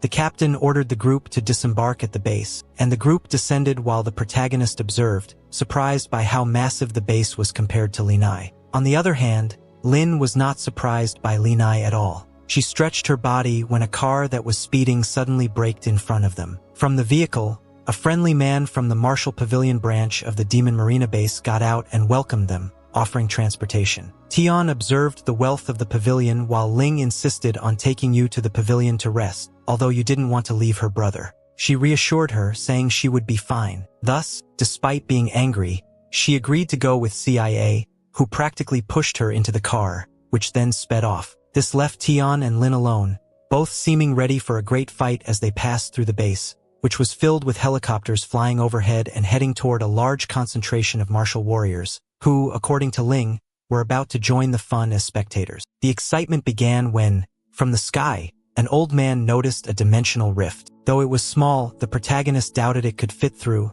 but she clarified that they first needed to open it manually. At that moment, a person appeared from the ground, someone everyone recognized in awe, King Yugen, who soared through the skies, even exciting Lin. The protagonist watched with interest, reflecting on how much he still had to improve to surpass the Grand Master realm and become a king. Meanwhile, Yoon, a smiling bald man from the Jun family, continued rising, drawing the protagonist's attention as he observed the power of Yoon and what he would do with the spatial rift. Yoon pointed at the rift with a finger, creating a massive aura that amazed everyone. The secret technique took the form of a literal finger pointing at the rift, which he approached as if it were a nose to pick. He struck the rift, opening a huge hole in space, leaving everyone in awe. When he finished, he returned to the ground, earning admiration from all, while Tian watched carefully, curious about his talent. Checking his status window, the protagonist discovered that King Yoon possessed extraordinary cultivation talent and elemental spatial talent, which left Bien crossing his arms in surprise. Realizing that above all talents was the extraordinary rank, grateful for the opportunity, he moved his hand to copy that talent, and with the opening of the dimensional breach, everyone praised the king, who arrogantly walked through his followers. The protagonist observed it all, regretting not having copied the king's spatial talent, which he planned to get later. Ling handed him a locator watch and a spatial bag for his entry into the secret realm. She explained that once inside, they would be thrown to random places and needed to reunite quickly. She also made it clear that if he couldn't exit within the month the entrance would remain open, he would have to wait 10 years. Suddenly, a gigantic stomp shook the ground as a giant appeared behind the protagonist, calling him weak and doubting whether he had reached the master rank. This enraged Lin, as the giant, named Yu Xiao from her family, was being extremely rude. Xiao did not seem willing to stop, blaming the protagonist for his brother losing his place, continuing to intimidate and challenge him. Lin and Tian quickly passed by.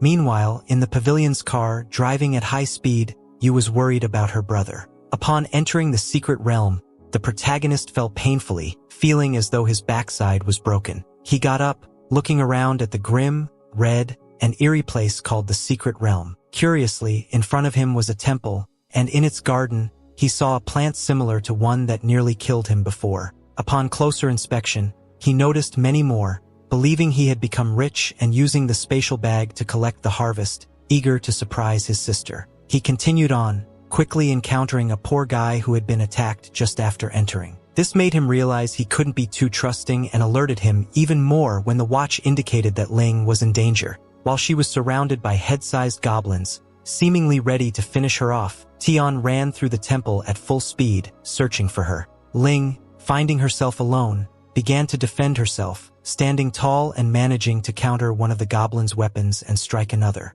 However, she was hit on the head and sent crashing to the ground, left with no options in front of a monster preparing to finish her off. At that moment, all she could think of was Tian until, out of nowhere, a crushing blow sent the monster flying. The young man appeared in front of them, telling her to stay behind while he took care of things. He immediately began exterminating the monsters one by one, striking, cutting, and hurting them until they were all eliminated. all while Lin watched attentively, unable to help but think that with this guy, her father's unfinished wish might be fulfilled. When it was over, the young man approached Lin and scolded her for being defeated by such weak creatures. However, she stood firm, explaining that she had encountered a high-level python beast, which had forced her to use secret techniques, leaving her exhausted and vulnerable to the goblin ambush. He continued, reminding her that while there were great treasures in the realm, there were also deadly dangers. While an incessant, heavy rain fell outside, inside the temple,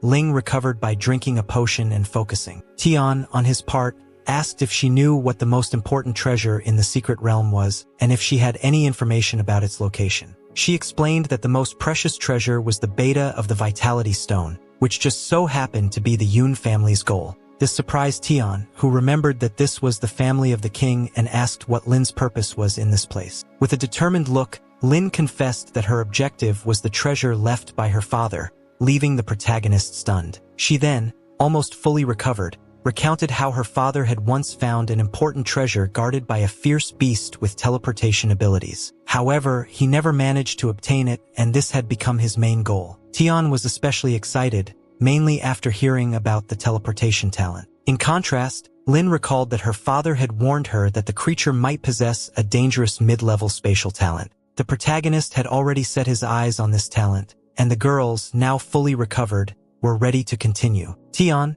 extremely interested, asked if she wanted to tell him more about the treasure, to which she agreed, trusting him as her companion. He explains to her that the treasure is called Flower of the Celestial Soul, an object capable of elevating a person's cultivation talent to superior levels. He describes it as an artificial mechanism to become a king, allowing one to easily take control of entire bases. This excites the protagonist even more. Lin clarifies that for this reason, she not only needs it but also the family does. He knows that he doesn't need to use it, but his sister does, so he asks how many of these flowers there are. She confirms that only 10 existed 20 years ago, but there might be fewer or more now. She remembers that, in any case, they will have to split them equally. He agrees, sealing the deal with a handshake, starting their new path in the rain, with her leading and him following. He thinks that although the flowers might sound interesting, his true goal is spatial talent, asking the girl if his father's plan from 20 years ago includes any countermeasures against the monster.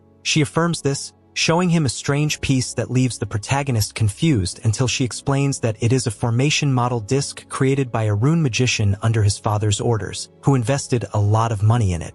Its function is to reduce the effects of shadow teleportation. Tian is stunned upon hearing this, even more so when Lin tells him that, according to her philosophy, they believe nothing is invincible, just that their natural enemies with certain abilities haven't been discovered yet. With this, the protagonist reflects on what the enemy to his own talent could be. Then, Lin clarifies the flaws in his plan, explaining that the formation is so powerful that it gives them very little time to attack from a very close distance. She also explains that since he has already used his secret technique to survive, he won't be able to help in the fight. However, Tian confidently claims he will give his best, stealing a smile. As time passes, they travel a long way until suddenly, Lin unexpectedly stops, stating that they've arrived. They find themselves in front of a cave. He asks Lin if they will enter, but she stops him, wanting to activate the formation first to contain the creature inside. The monster sleeps comfortably among the remains of its victims until suddenly,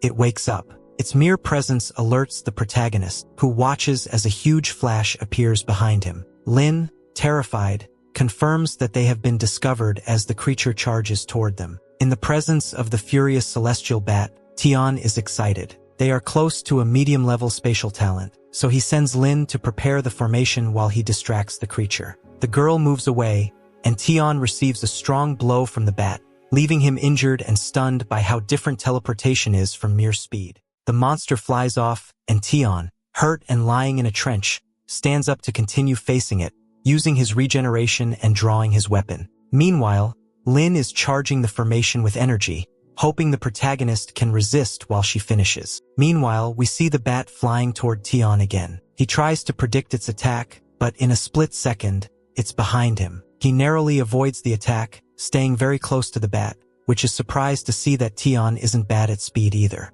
The monster, furious, attacks again, its claws just about to tear Tian's face off. In the last moment, he activates his strength talent, managing to break free and counterattack with his dagger. However, the creature overwhelms him more and more, and in desperation, he shouts at Lin, asking how much longer it will take. She arrives, shouting that it will only take 3 more seconds. At that moment, the bat charges straight toward Tian, who seems completely cornered. However, he defends himself with a kick just as Lin activates the prohibition, sending the bat flying through the air and forming a rune circle over the creature, trapping it and forcing it to scream against the ground. Lin, relieved, observes that they've managed to capture it. However, the monster, desperate, starts to twist and transforms into a giant bat demon, expanding the prohibition. Lin, terrified, watches as the creature is about to break it and desperately screams at Tian to eliminate it. The monster growls, unaware that a green flash passes right in front of it,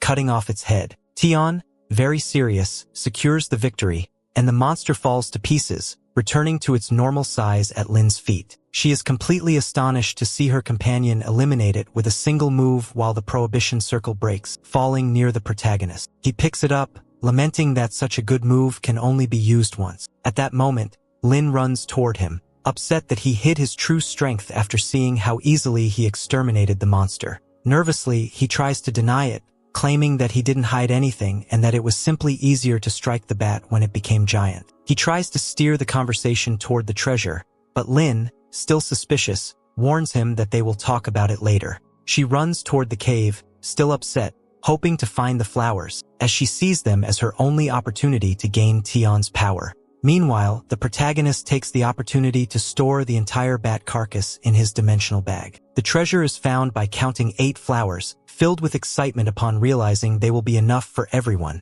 As they joyfully gather the flowers just as the protagonist arrives, concerned by a scent he detects in the cave. However, Link interrupts his thoughts by handing him his share of the loot. The protagonist feels satisfied until he remembers that the scent is the same one he smelled when he searched with Jean for the Fruit of Power. He starts digging in the cave, surprising Lin, who watches his persistence, seeing him as greedy since he wasn't content with just taking a great treasure. Tian ignores her reproaches until she gets upset. Eventually, he finds a point among the rocks and, using his strength, strikes that spot. This terrifies Lin, but she's astonished to see that. In fact, the boy was right, discovering a secret cave where a glowing flower called Musila larpa lies. Tian gazes at it with a mischievous smile, though he doesn't know exactly what the flower is. He asks his companion, Lingli, and she explains that the flower, called the Golden Lotus, is even rarer and more valuable than the Soul Flower. However, she warns him that this doesn't mean it can be sold easily, which confuses the protagonist. Ling explains that the flower acts on the natural talent of whoever consumes it, generating random patterns. For example, it could turn a lightning speed talent into wings, making it basically a gamble only the rich can afford to try, given that it could either generate very useful abilities or completely random ones. This is enough to spark Tian's interest in how it might affect his talent of copying. He decides to negotiate with Lin by jumping into the river to retrieve the Golden Lotus. Link, annoyed, thinks he's trying to keep all the lotus for himself when he should be sharing it. However, Tian proposes a deal. He will keep the Golden Lotus and the bat's corpse in exchange for 3 of her 4 soul flowers. Lin is shocked, thinking it's a very uneven deal for the boy, but she accepts, hoping to settle a debt and teach the protagonist a lesson. Later, Tian meditates, ready to consume the Golden Lotus. As it fades and enters him, he begins to react, opening his status window. It shows a new ability unlocked called Second Copy, which allows him to make 2 copies per month. He also discovers that he can now copy talents from a greater distance with this upgrade. Keeping the soul flowers he has, he moves on to the last part of his plan, taking the bat's corpse from his dimensional bag to copy its talent and merge it with his own. A huge flash leaves him exhausted, but he succeeds, then checks his status window to find that not only did he acquire teleportation skills but also spatial perception, spatial footprint, and portable space. He considers this the best talent he has obtained so far, testing it immediately by creating a spatial area in the shape of an octagonal cube with 125 cubic meters, far surpassing the 30 cubic meters of his dimensional bag. Realizing how much easier it is to steal using the bag, he decides to store all his belongings in the new, safer space. With that finished, he plans another raid. Upon leaving the cave, he finds Link asleep and stares at her, unable to avoid noticing how much she resembles his sister. His intense gaze wakes her, and she grumpily asks if he has finished cultivating. She has the urge to care for him, and they continue on their way. Ling states that now she has achieved her goal and plans to leave the secret realm, while Tian considers staying to explore and see what else he can find. This causes Lin to throw a tantrum, worried about leaving him alone, but Tian is confident he will survive and promises to accompany her to the teleportation site. Although not happy, Link seems to accept, though deep down she's looking for a way to take Tian with her. They continue on their path, running quickly until explosions alert them. Ling guesses they're fighting over treasure, but from this distance, she can't tell who they are. Tian sees an opportunity to test his new spatial perception, activating it to observe as two weapons clash. The vision sharpens, and Tian is surprised at how clear it is. The ability shows two humans fighting after they defeat a fierce beast. One of them is a muscular redhead who calls his opponent Sanai, demanding that he surrender and hand over the prize. The other man, bald and also muscular, refuses, and they launch into another attack. Ling recognizes the combatants as Sankai and Ling, who are shockingly fighting to the death, despite their families typically getting along well. This confuses Tian, who assumes they're fighting over treasure, but he can't find the object using his ability until he locates it in the mouth of the creature. The battle between the warriors intensifies, and a strong clash leaves both of them seemingly lifeless. According to Link, they're immediately assumed dead. Then, she throws the treasure down the mountain, shocking Tian, who tries to stop her, but she won't miss the opportunity, claiming that the first to reach the treasure keeps it. The boy, confident he will win, watches her with a smile until she surprises him by speeding up. They both reach the three bodies. Tian begins to desecrate the corpses, first stealing the spatial bags from the redhead and then from the bald man, smiling joyfully at the corpses, while Tian stands on the wild beast, asking if she also wants to take it. Link, however, doesn't want to carry something so big and slimy, so she leaves it to him. The protagonist insists on knowing if she really doesn't want it. Link, annoyed, tells him no, but Tian keeps teasing her, getting more and more frustrated responses from her, who sees the monster as useless. It's then that Tian opens the creature's mouth, leaving Lin stunned, who drops everything she was holding upon seeing the soul flower. Annoyed, she approaches Tian, who quickly claims the flower as his own, showing it to her. He asks her what it is, and she calls it a fire spiritual flower. With a kind and sweet smile, Lin asks him to trade it, but he's too suspicious to agree. He wants to know what that flower does to make two families eliminate each other over it. The girl explains that the answer is much simpler than it seems. According to her, the flower only serves one purpose, to give burning talent to whoever consumes it. This is really disappointing to the protagonist, which frustrates Lin, who doesn't understand how Tian knows that adding talents is something difficult, even for the kings, since they depend on a high cultivation talent, are useless to someone like Tian, who has the ability to copy skills, but they are valuable to Lin. She remembers that an elder of the king level in her political family specifically needs offensive talent like that. Seeing Tian's seriousness, she decides to give him the flower, which makes her very nervous. He claims that neither he nor his sister could use it, as it would be useless to them, so he will look for something more valuable. Lin happily accepts the flower, recognizing that for many, it's a treasure worth dying for, but for the unperturbed Tian, it is just a gift, calmly seeing it as nothing more than that. The protagonist, thinking maliciously, realizes Lin now owes him a favor and that he avoided taxes he would have had to pay for selling it. Later, they arrive at their destination, the teleportation gate of the secret realm. Lin insists that Tian return with her, but he remains determined to stay. With no other option, Lin asks him for the bag with the flower for her sister and hands him a new one to store it. Tian accepts, and she bids him goodbye,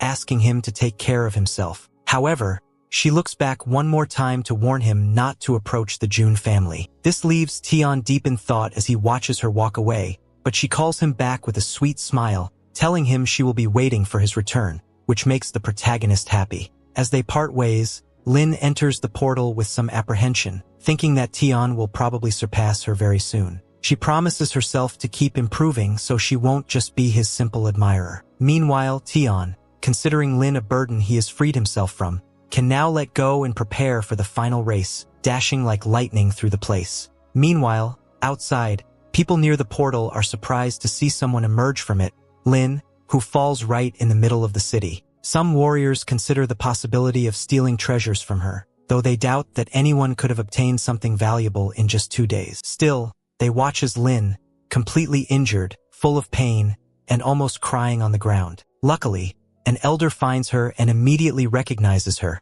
trying to help, wondering why she ended up in this state. For her part, Lin, with her last strength, asks to return to the clan. Meanwhile, at the top of the city, King Yoon observes Lin's fall, doubting that the girl has gotten anything valuable, thinking she must have fled after being injured by a ferocious beast. He dismisses her presence and returns to focusing on finding a better opportunity, waiting for someone else to emerge from the secret realm. Lin is now calmer and explains to the elder that she was only pretending to be hurt to avoid being approached by the looters once she exited. She claims that she did get several treasures, specifically the talent fire herb, which surprises the elder, who she calls Uncle Ben. She also asks for a favor from him. Ben agrees, considering how helpful these treasures are for the clan. She simply requests to see her ancestor, which seems to completely change Ben's expression, although she knows that, in theory, she couldn't see him due to their status differences. However, she warns that if he refuses,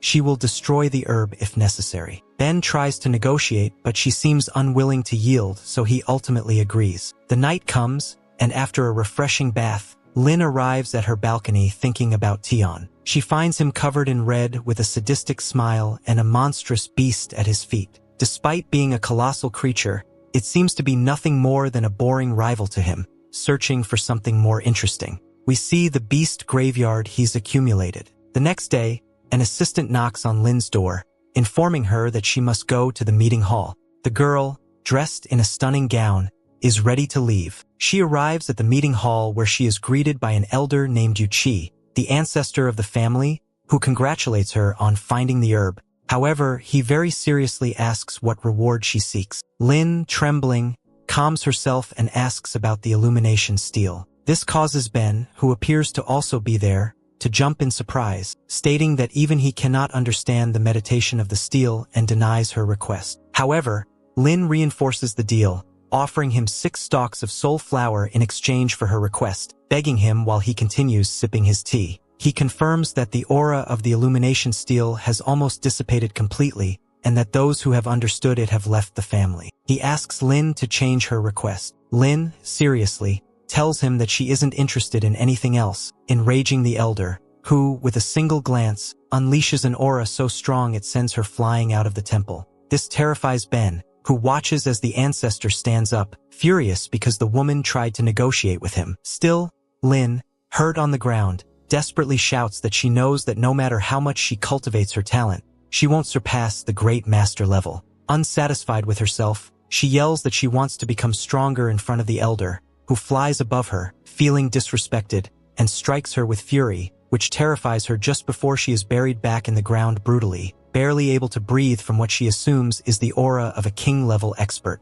Ben arrives running, begging for the girl's forgiveness, but she, standing as best as she can, asks him not to interfere, overcoming the pressure of the aura, managing to stand firm in her decision to learn from the steel. This strength surprises the elder, who, with a single movement that envelopes the entire area, removes the pressure from her. She is astonished and thanks him for sparing her life, but he affirms that no matter what happens, he cannot break the clan's rules under any exception. He gives her his personal plaque, which will help her understand the illumination steel, making Lin joyful. The next day at the Yu family temple, the elder Ben arrives with Lin's delivery, the fire herb and soul flowers. However, his main interest lies in understanding why the elder changed his mind about the illumination steel. He admits that he sees in her something of his youth, especially her stubbornness. Meanwhile, we return to Tian, who climbs a mountain to find another spiritual plant. However, his celebration is short-lived, as he ends up slipping from the mountain and falls straight into a small river, getting soaked and dragging the spiritual plants with him, which adds to his inventory. He expects to make a lot of profit, but now he faces another problem. He smells terrible and needs to change clothes. As he does so, a figure on the mountain observes him. Once he finishes, he packs everything up and prepares to sleep, but his stomach alerts him that he needs food. Just then, a gigantic demon monster appears, which is exactly what Tian needed. The next thing we see is him turning it into carnitas, which he enjoys like a little child until he's surprised by a large rodent jumping at him, taking his meat and speeding off. Tian begins a chase against the rodent, thinking of eliminating it, but he's surprised to discover that it's a purple mouse with treasure tracking talent. This starts a different hunt, trying to catch the rodent, which manages to dodge him at great speed. Seeing he can't reach it, Tian decides to use another trick, activating teleportation, capturing it, and having it at his mercy until it starts speaking like the little cat Jean. This was a female voice, and though the little mouse regrets revealing itself, Tian basically forces it to take him as its master. With no other option, the mouse agrees. Tian decides to name it Chio, who starts running on the ground while Tian follows it, thinking of how useful it will be. And seeing that now, with his rodent companion, he will have a great opportunity. He asks if the mouse knows the vein, to which the little mouse confirms, making the boy excited as he asks it to take him, guiding him by jumping on its back. The protagonist then apologizes in his mind to Lin for almost doing exactly what she told him not to do. He decides and prepares to snatch the food from the tiger, charging at full speed through the area. After traveling a long way, Chio tells him they are close to the treasure. However, it seems other humans have already arrived, so the protagonist uses his spatial ability to see the area, which appears to be full of bodies after a brutal battle. Speeding up the process, he teleports, landing closer from a higher vantage point, where he hides to watch the battle continue. A powerful mage uses runes to launch a brutal rock attack, which hits several soldiers, killing them all except for one who appears behind him like lightning,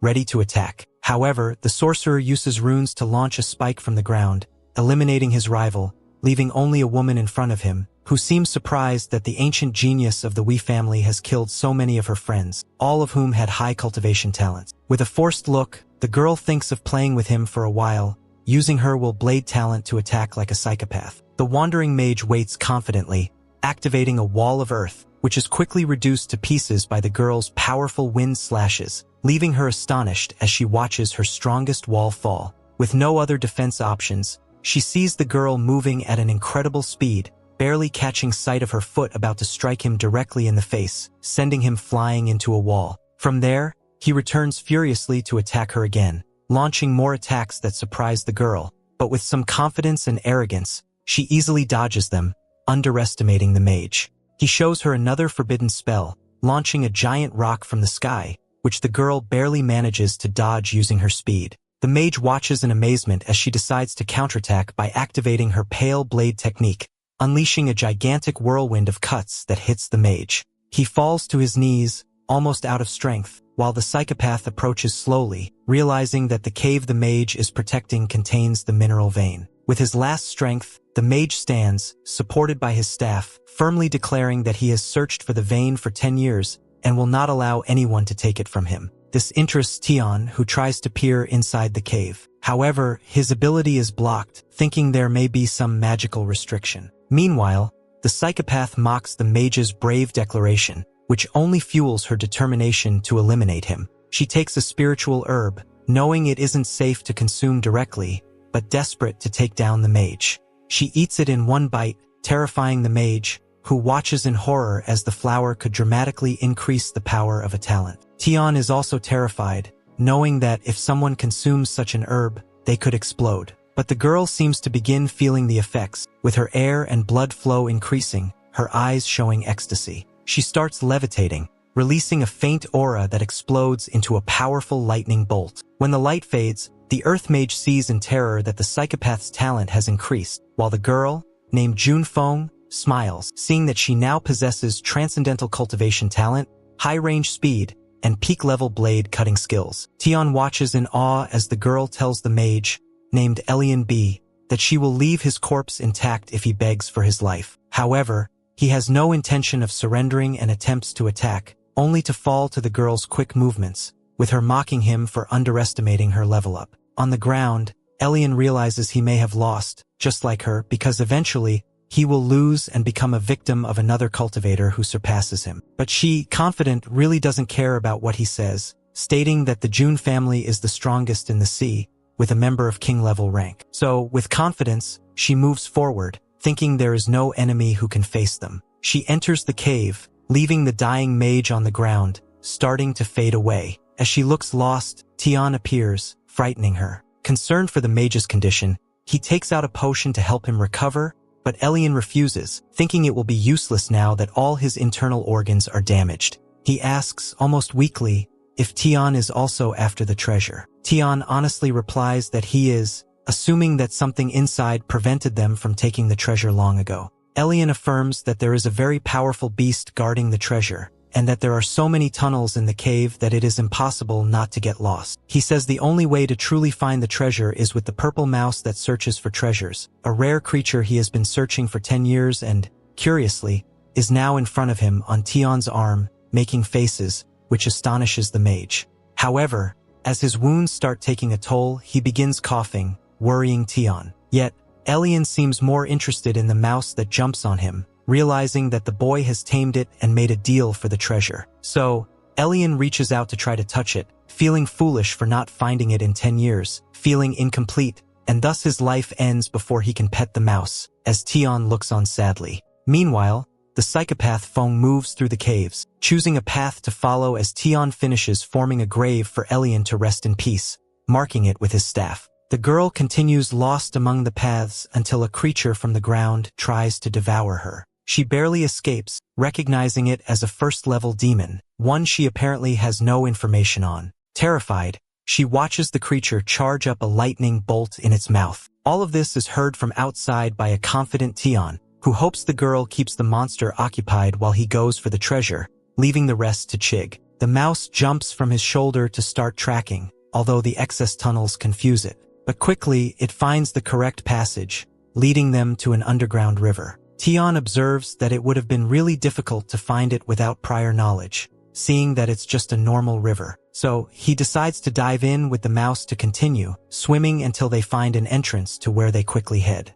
Meanwhile, the woman lies on the ground, with multiple injuries, barely alive, accepting that she is no match for the demon in front of her. It growls, making the whole cave shake. With no other options, Feng seems to take out her last resource, a small artifact of king-level rank, activating it confidently in front of the creature's lightning attack. This results in a massive explosion of power that starts engulfing the entire place, destroying all the peace in the area. And with the explosion shaking the entire cave, the blast even reaches the underground river, where Chio warns that the place is collapsing. Tian, worried after sensing Jun's king-level power, decides to hurry up, using his speed to rush. Meanwhile, above, the monster with a massive hole in its center begins to catch fire amidst the chaos. The dying girl walks, thinking that without the artifact, she wouldn't have survived. Barely with any strength, she continues searching for the vital stones, which she quickly finds, arriving at a room full of enormous energy stones. Glorious of her victory over Jun,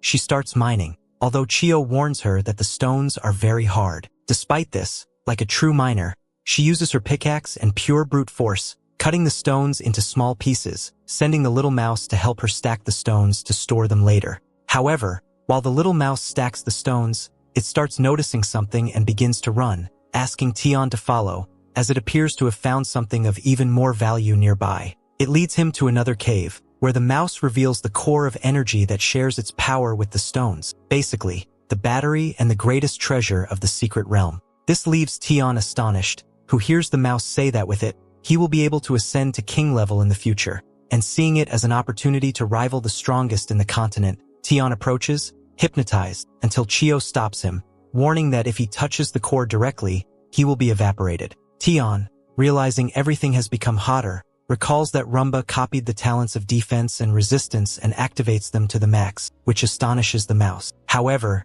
despite his confidence, as he gets too close to the core, his hand begins to evaporate, barely resisting, watching as the flames begin to consume more parts of his body, getting engulfed by them. Screaming in pain, he terrifies Chio, who watches as her master is consumed by flames, trying to help him but stopping in front of the intense fire. Tian, trying to return, uses healing, determined to touch the core, which is very close to his hands, suffering a lot just before reaching it. He activates his portable time-space, managing to store the object before being thrown against a wall. The mouse runs toward him, worried, and Tian assures it that he is fine, holding the energy core in his hand in front of the mouse's admiration. However, without the core, the cave seems to be collapsing, so they decide to leave as soon as possible. Not so lucky is Feng, who feels the mine is collapsing, realizing that someone has taken the energy core, and that someone is exactly Tian, who, like a greedy person, returned to the stone mine to take everything he could. The sadistic Feng, terrified and not understanding what is happening, moves through the place, looking for the other person in the cave, aware that if the core is taken, everything will be lost. She finally reaches a wall, begins hitting it forcefully until it falls down, where she finds an empty room with the last of a vital stone. Then she realizes she is in what should have been the vital stone mine, now completely empty. Realizing that someone else extracted them, she falls to her knees, terrified, aware that she failed the mission. Her end is near, screaming desperately, vowing revenge, while Tian, completely thrilled, walks through the place, happy with everything he harvested, asking the mouse to accompany him to the outside world, promising unlimited roast meat. Chio, enchanted with the idea, agrees, and Tian decides it's time to leave. Meanwhile, at the U Mansion, an employee tries to bring food to Miss Lin, who hasn't eaten since her meeting with the elder. However, another employee stops her, stating that she must follow the orders of V not to disturb Lin. At that moment, Lin is meditating, increasing her power. During her fight with the elder, she broke through her barrier and now sees it possible to reach the master level. Using all the support she has at the place, she is determined to achieve it, releasing all her aura until it seems she has reached her goal. A massive energy explosion heads toward the sky, seen by all the citizens, who recognize that a new emerging figure from the Yu family is rising. The ancestor watches with admiration Lin's talent, who now feels imposing with the power of her new master rank, her perception improved, and the mental power of a master. Drinking some water to recover, she decides to rest, waiting for the next day to receive the protagonist. Just outside the entrance to the secret realm, two warriors emerge and, as soon as they exit, they seek profits, offering the items they found. They first encounter a shady-looking merchant who offers them a pittance for some treasures. This enrages the warriors, but they are calmed when it turns out to be their brother.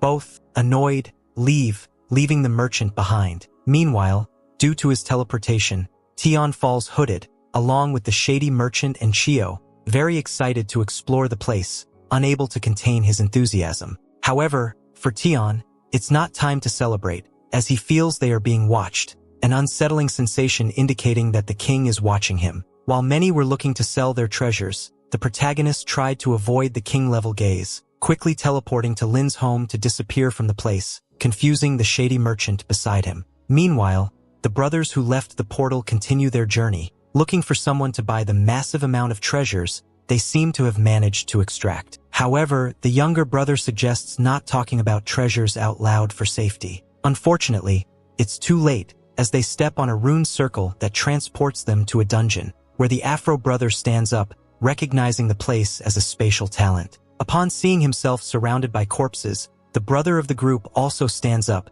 surprised by the voice of someone asking them to stay calm. It was none other than the king himself, June, sitting with a sadistic smile on his throne, reminding both of them how they had claimed to have acquired many treasures. Terrified, the brothers barely had time to react before he made them explode with a big grin, then took a drink before preparing to loot the corpses. Meanwhile, Tian remains somewhat lost in the place, searching for his family and complaining that no one gave him an address, so he had to ask someone. At that moment, a girl passes by at full speed, ready to jump and land a tremendous kick to Tian's face, leaving him painfully on the ground, wondering who had attacked him out of nowhere when there were no enemies around. However, he was happy to see it was Lin, who cheerfully apologized, commenting that she had recently advanced to the master level, so she wanted to test the boy's strength, although she didn't expect Tian to not even raise his hands. Tian was surprised that the girl had reached the master level, asking how she had done it so quickly, but Lin responded using the typical protagonist excuse, claiming it was just luck. Later, as they walked through the city, Lin explained in more detail how she had advanced, stating it was thanks to luck and the numerous valuable and expensive resources from her family. She also pointed out that now that she had surpassed him, Tian needed to hurry up and improve if he wanted to catch up. Although Tian recognized the good resources from the Yu family, he also saw Lin's great willpower, which would be useful for his advancement in the sea base, where there were many strong opponents to surpass. However, his thoughts were interrupted by a small hungry rat that popped out of his suit. Lin observed it as the rat jumped toward her confidently, and she recognized it as a very rare spiritual beast that sought treasures. She tried to buy it from Tian, offering anything in exchange. However, the little rat tearfully begged Tian not to sell it, something he clearly didn't intend to do. Lin calmly understood that Tian wouldn't sell such a rare beast, and that's how they arrived at a building where he was living. Ye Tian asked Lin if they wouldn't greet her, wondering if he planned to ruin the sibling reunion. Determined to leave, she reminded him that someone would soon arrive to take him to the martial pavilion, where he could sell the rare objects he had collected in the secret realm, offering him special prices. He thanked her with a smile as he watched her walk away. She arrived at her new apartment and knocked insistently on Yeyu's door. Yeyu quickly opened it, looking surprised at first, but her expression soon changed to one of fury. She slammed the door, leaving Tian confused. He continued knocking insistently while Yeyu, furious from inside, accused him of abandoning her when he arrived at the secret realm, forcing her to live alone all that time. Tian apologized while insisting on entering, but Yeyu, still furious, preferred that he leave and never return. With no other options, Tian resorted to his teleportation ability, suddenly appearing in front of her with a smile, terrifying her because she had no idea how he got in. Tian explained that it was a great ability he had acquired in the secret realm, which surprised her. Once she seemed calmer, he took the opportunity to gift her the little purple mouse, which made her happy and quickly erased her anger, reassuring Tian that his sister was easy to please. At that moment, Tian felt a small paw touching his leg. Looking down, he saw what seemed to be a tiny pig. Jeju was petting it, saying it was little Een, leaving the protagonist incredulous. Jean, now an overweight kitten, complained about Tian making fun of his weight. However, Tian was simply worried that, at his current weight, Jean could no longer fight. The kitten, however, was more interested in making it clear that he was the leader among the pets, forcing the little mouse to call him boss. Later that night, Tian took a shower to relax and then lay in bed, realizing that now that he had left Chio with his sister, he could copy her power. He did so immediately. Meanwhile, in the June mansion, the king was furious at Feng for failing her mission. Kneeling, she tried to apologize, blaming her defeat on someone else taking advantage of her battle with a fierce beast to steal the core and the stones. The king demanded to know who it was, but she had no idea. She had only found traces left in the cave. This enraged the giant man even more. Grabbing her head, he began to crush it, telling her she should be ashamed to ever call herself the young genius of the sea. He brutally pressed her skull and threatened that she had lost her right to exist. Sobbing, she begged for another chance to recover the core. Still furious, the king released her roughly, adjusted his shirt to regain his composure, and decided to give her one last chance to search among those who had entered the secret realm, warning her that it would be her final opportunity. Feng, with her head lowered, trembled as she accepted her fate. Meanwhile, the protagonist arrived at the Martial Pavilion's headquarters, accompanied by Lin. He found the place incredible, though Lin thought he was exaggerating. Tian, upon seeing all the objects, views them as the perfect opportunity to test his treasure-hunting skills. He arrives at the VIP hall of the Martial Pavilion, where he is amazed by the large number of objects. However, as he walks by, he notices that most of them are blue, which represents a medium level, superior to the white ones, low level, but inferior to the purple high-level items, red for superior level and gold for extraordinary level. Seeing this, he was startled and decided to act as though nothing had happened, trying to discreetly avoid being charged for them, which worked since neither Ling nor Ben, who had just arrived to greet the small Ling, noticed. She introduced him as the director of the Martial Pavilion, who, very happy, told Tian that he could take whatever he wanted with a special discount, showing him all the objects. Just then, Tian noticed a treasure emitting a golden aura of dragon's blood, with hidden stats, which left him mesmerized until Lin snapped him back to reality. Apologizing to the girl, who confirmed that if he wished, he could hurry so as not to waste the old man's time, even though the old man didn't seem in a hurry. However, Tian quickly made his move, asking for anything of high level, regardless of the price, which amused Ben and embarrassed Lin, seeing Tian acting so boastful. The old man explained that the pavilion had rare materials, cultivation techniques, and legendary weapons, as long as he could afford them. Tian, excited like a child, took out his first payment, a considerable-sized vital energy stone, which left the pavilion members in awe. They couldn't contain their excitement upon seeing such a large stone. Lin, incredulous, doubted where he had gotten it, but Tian resorted to his favorite excuse, luck. Ben, surprised, showed a change in attitude, becoming a very helpful seller, promising to get him whatever he needed right away. Tian took advantage of the situation, asking for a cultivation technique to reach master level and a short weapon. Ben, excited because the stone was practically an excessive payment, hurried to look for the items. Tian, seeing how much the small stone was worth, wondered how much he could get for the energy core as he walked around the place. Lin ran after him, seeking an explanation of where he got the stone. He suggested it was better that she didn't know more, which only upset Lin, who demanded he tell her. Finally, Tian, very serious, confessed that it had been stolen from the Jun family. Lin, shocked, jumped on him, shaking him and suggesting that if he only stole one stone, it would be better to return it to survive. However, Tian revealed that he had actually stolen an entire mine, news that froze Lin, who fell to the ground, traumatized and convinced that the end was near for everyone. Tian, unconcerned, assured her that no one would find out while he walked calmly around the place, ignoring her, until he finally found the treasure with the golden aura. Later, Ben showed him the body refinement technique of the purple cloud and the Chuan sword, treasures found in the tomb of a king-level warrior, which, according to the protagonist, emitted a red aura, ensuring that they had been wielded by a king level. With this, he also delivered the remaining value of the stone in the form of a mega VIP card, with which a very cordial Ben told him that he had a mega discount. Tian, promising to take care of the card, asked the price of the egg emitting the golden aura. Ben, without thinking much, gave it to him as a courtesy in exchange for his preference for the sale of extraordinary items, making the protagonist confirm that they didn't even know what they had in the place until Ling clarified that what he had in his hand was just an uncultivated dragon egg used as a mere decoration.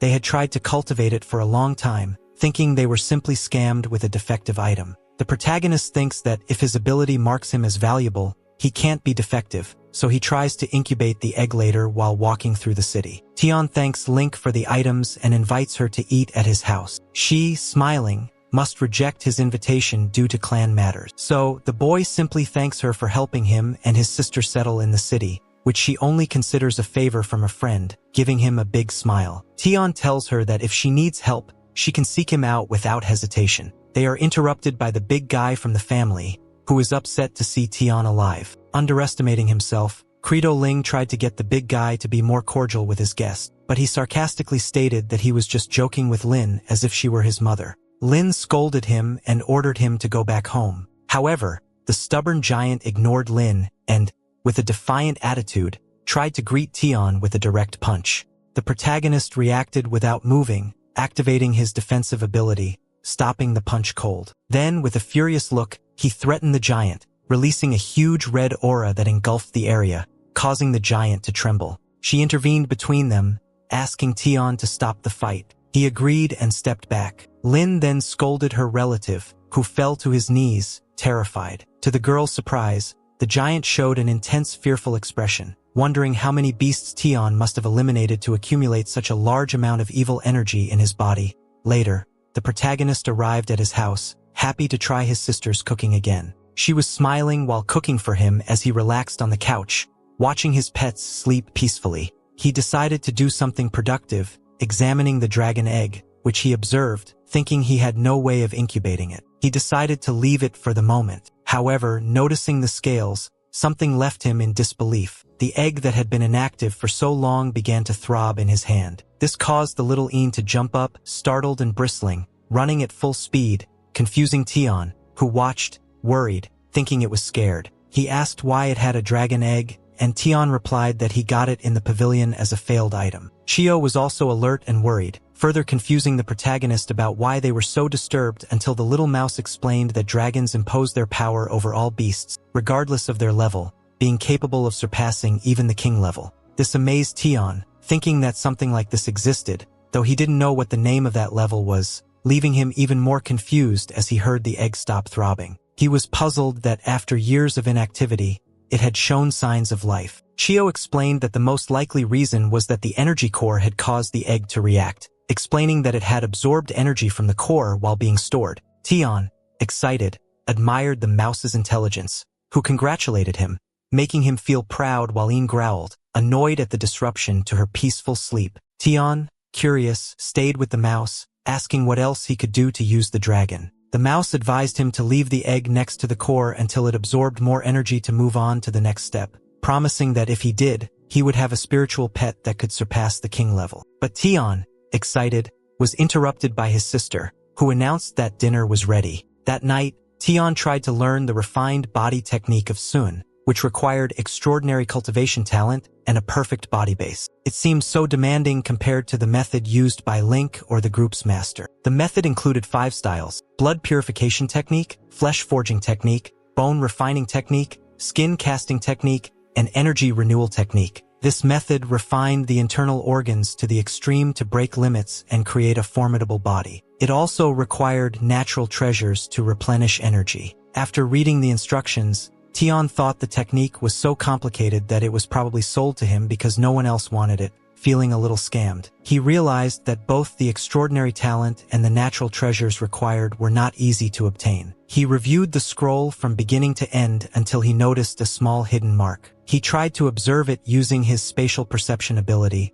which caused a huge flash that exploded, and it transported him directly to an empty space that he recognizes as the inner space of the technique, where he encounters a strange man with his back turned, who, while waving his fan, welcomes him, calling him Ye Tian. He tries to see his status window, recognizing the figure as an immortal human from the Ascending Lightning with several high-level talents, but none of them are allowed for the protagonist to copy. Eventually, the figure presents himself to the protagonist. Meanwhile, outside, a person gallops at full speed, reaching a part of the Yoon family's property where Visafan finds someone who entered with the Yu family but wasn't part of it, named Ye Tian. The girl asks what the relationship is between the boy and the Yus, but the information the assistant gathered was sparse, only hearing that the boy arrived with Lin from the Linai base and that Lin had ascended to the master level, something the entire Mar base already knew, considering her the best of the younger generation. This infuriates Safin, who seeks a reason to take revenge on her assistant. Despite the assistant trying to please her, she ends up kicking him. Self-proclaimed as the number 1 of the younger generation,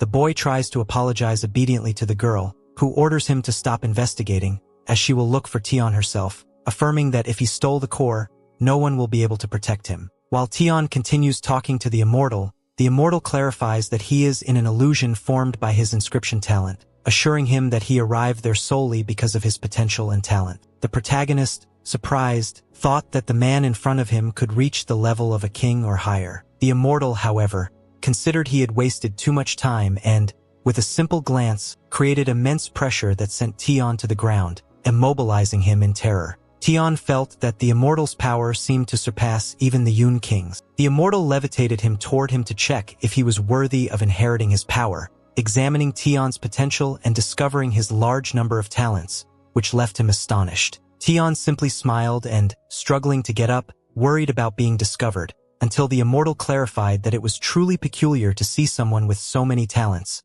though this could depend on the luck and opportunities of cultivators. Finding it interesting to know his secret, Tian, more arrogantly, asked what he meant by heir and questioned what his level was, no longer doubting that he was at a level beyond the king's. The immortal clarified that, just as he wasn't interested in his secrets, Tian should not meddle in his life. However, what he was interested in was helping talented young people, essentially a requirement to find his secret engraving, the spatial talent. For this reason, Tian met the requirements, and the immortal found a way to help him reach the master level. Tian showed interest, especially when the man explained that despite having a great variety of talents, they were too diverse in both utility and level, even detecting medium or low-level talents, which, according to the immortal, would put him in danger in a life-or-death fight. Tian acknowledged this as a weak point and promised to be more careful when copying abilities. Noticing Tian's determination, the immortal explained that the only way to overcome this weakness was to raise all his talents to the apex level, something Tian thought impossible.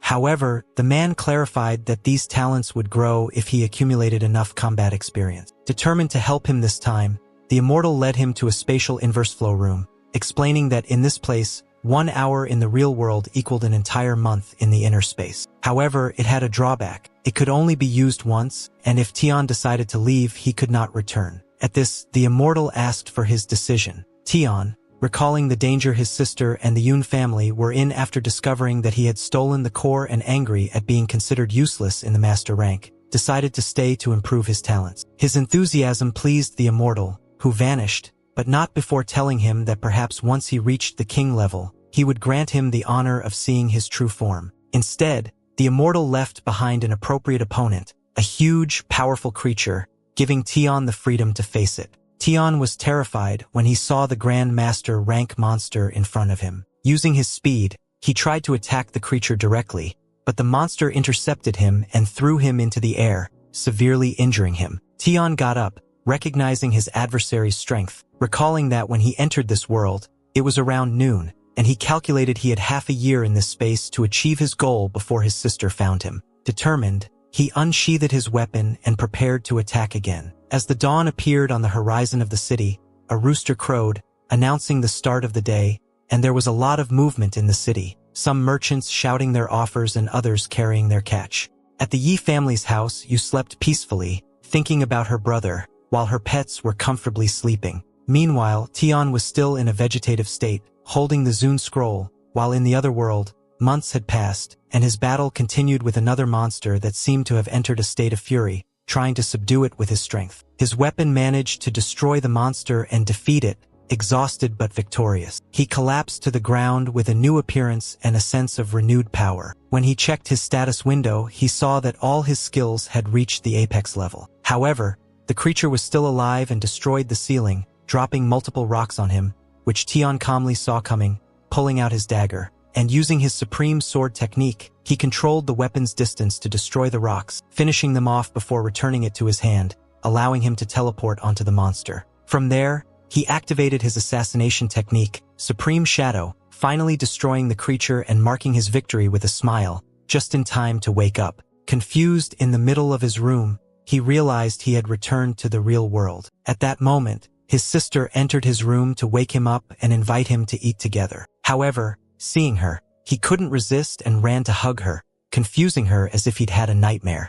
But Tian simply responded that she hadn't seen her in a long time. Although, to him, that was true, to her, having seen him yesterday made it a bit embarrassing. She blushed when hearing the overly sweet words and pushed him away, saying she would rather let him starve. Tian, laughing, suggested they continue with the plan to eat together and also stroll around the base. This made you reconsider, and she became excited about the idea of shopping with her brother, especially since Tian promised she could buy and eat anything she wanted with the money he had earned in the secret realm. Happy, she went to change while he admired the results of his training, feeling that he was getting closer to master level. Later, they started their walk through the market of the base, which was huge. On the way, Yellow suggested to the protagonist that he invite Lin over for a meal at their house as a thank you for his help, something Tian had already thought about. The day passed like this, with them shopping and bargaining for the best prices until they reached a fountain that excited Yeyu, as it was the first time she had seen one in her life. The afternoon went by with Tian having a refreshing drink while teasing his sister for still not being able to drink alcohol,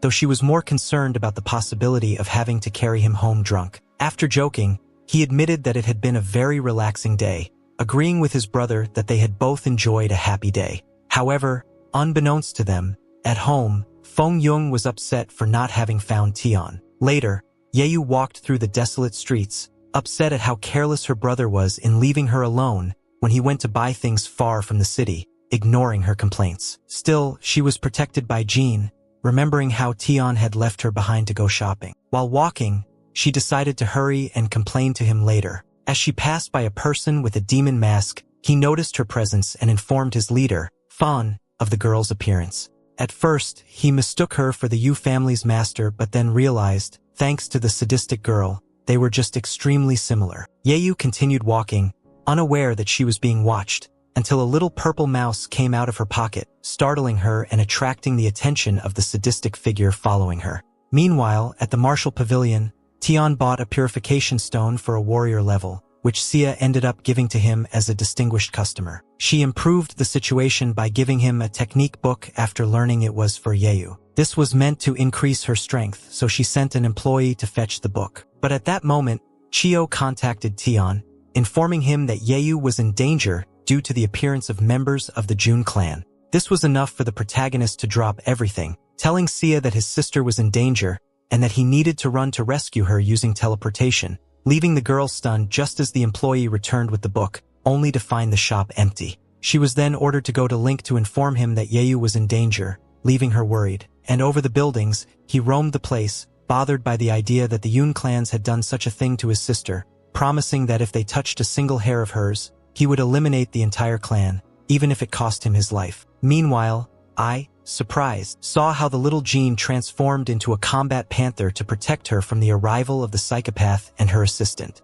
You asked them what they wanted, and they claimed they were looking for Tian, or rather a thief rat. And so, it began to rain in the city. Tian continued on his way until he finally arrived at the place where he felt the presence of his soul contract. There, he found Jean injured on the ground, ran to help him, and Jean, barely conscious, apologized for failing to protect Ye, who had been captured by the enemy. Tian picked up the kitten, and at that moment, Chio ran toward him, apologizing for not being able to do anything either. She couldn't prevent the kidnapping, and frustrated, Tian, in the rain, recognized that it was his fault for allowing his sister to return alone, taking full responsibility. He put his pets in his portable space and, with frustration, shed a tear while promising, in a sadistic tone, that he would eliminate the entire June family. Then, in a flash, Lin appeared, surprising me. Meanwhile, Yeyu was thrown into a dirty cage in the Yoon family's dungeons. Furious, she slammed the bars, promising that her brother would come for her. However, the masked man clarified that they had kept the pets alive with the intention of having them call Tian, bringing him straight to them, and shouted in her face, telling her that it was all a trap to kill her brother. Meanwhile, in the heavy rain, Tian was frozen on the ground at Lin's feet, who looked at him with an expressionless gaze and apparently venom in his hands.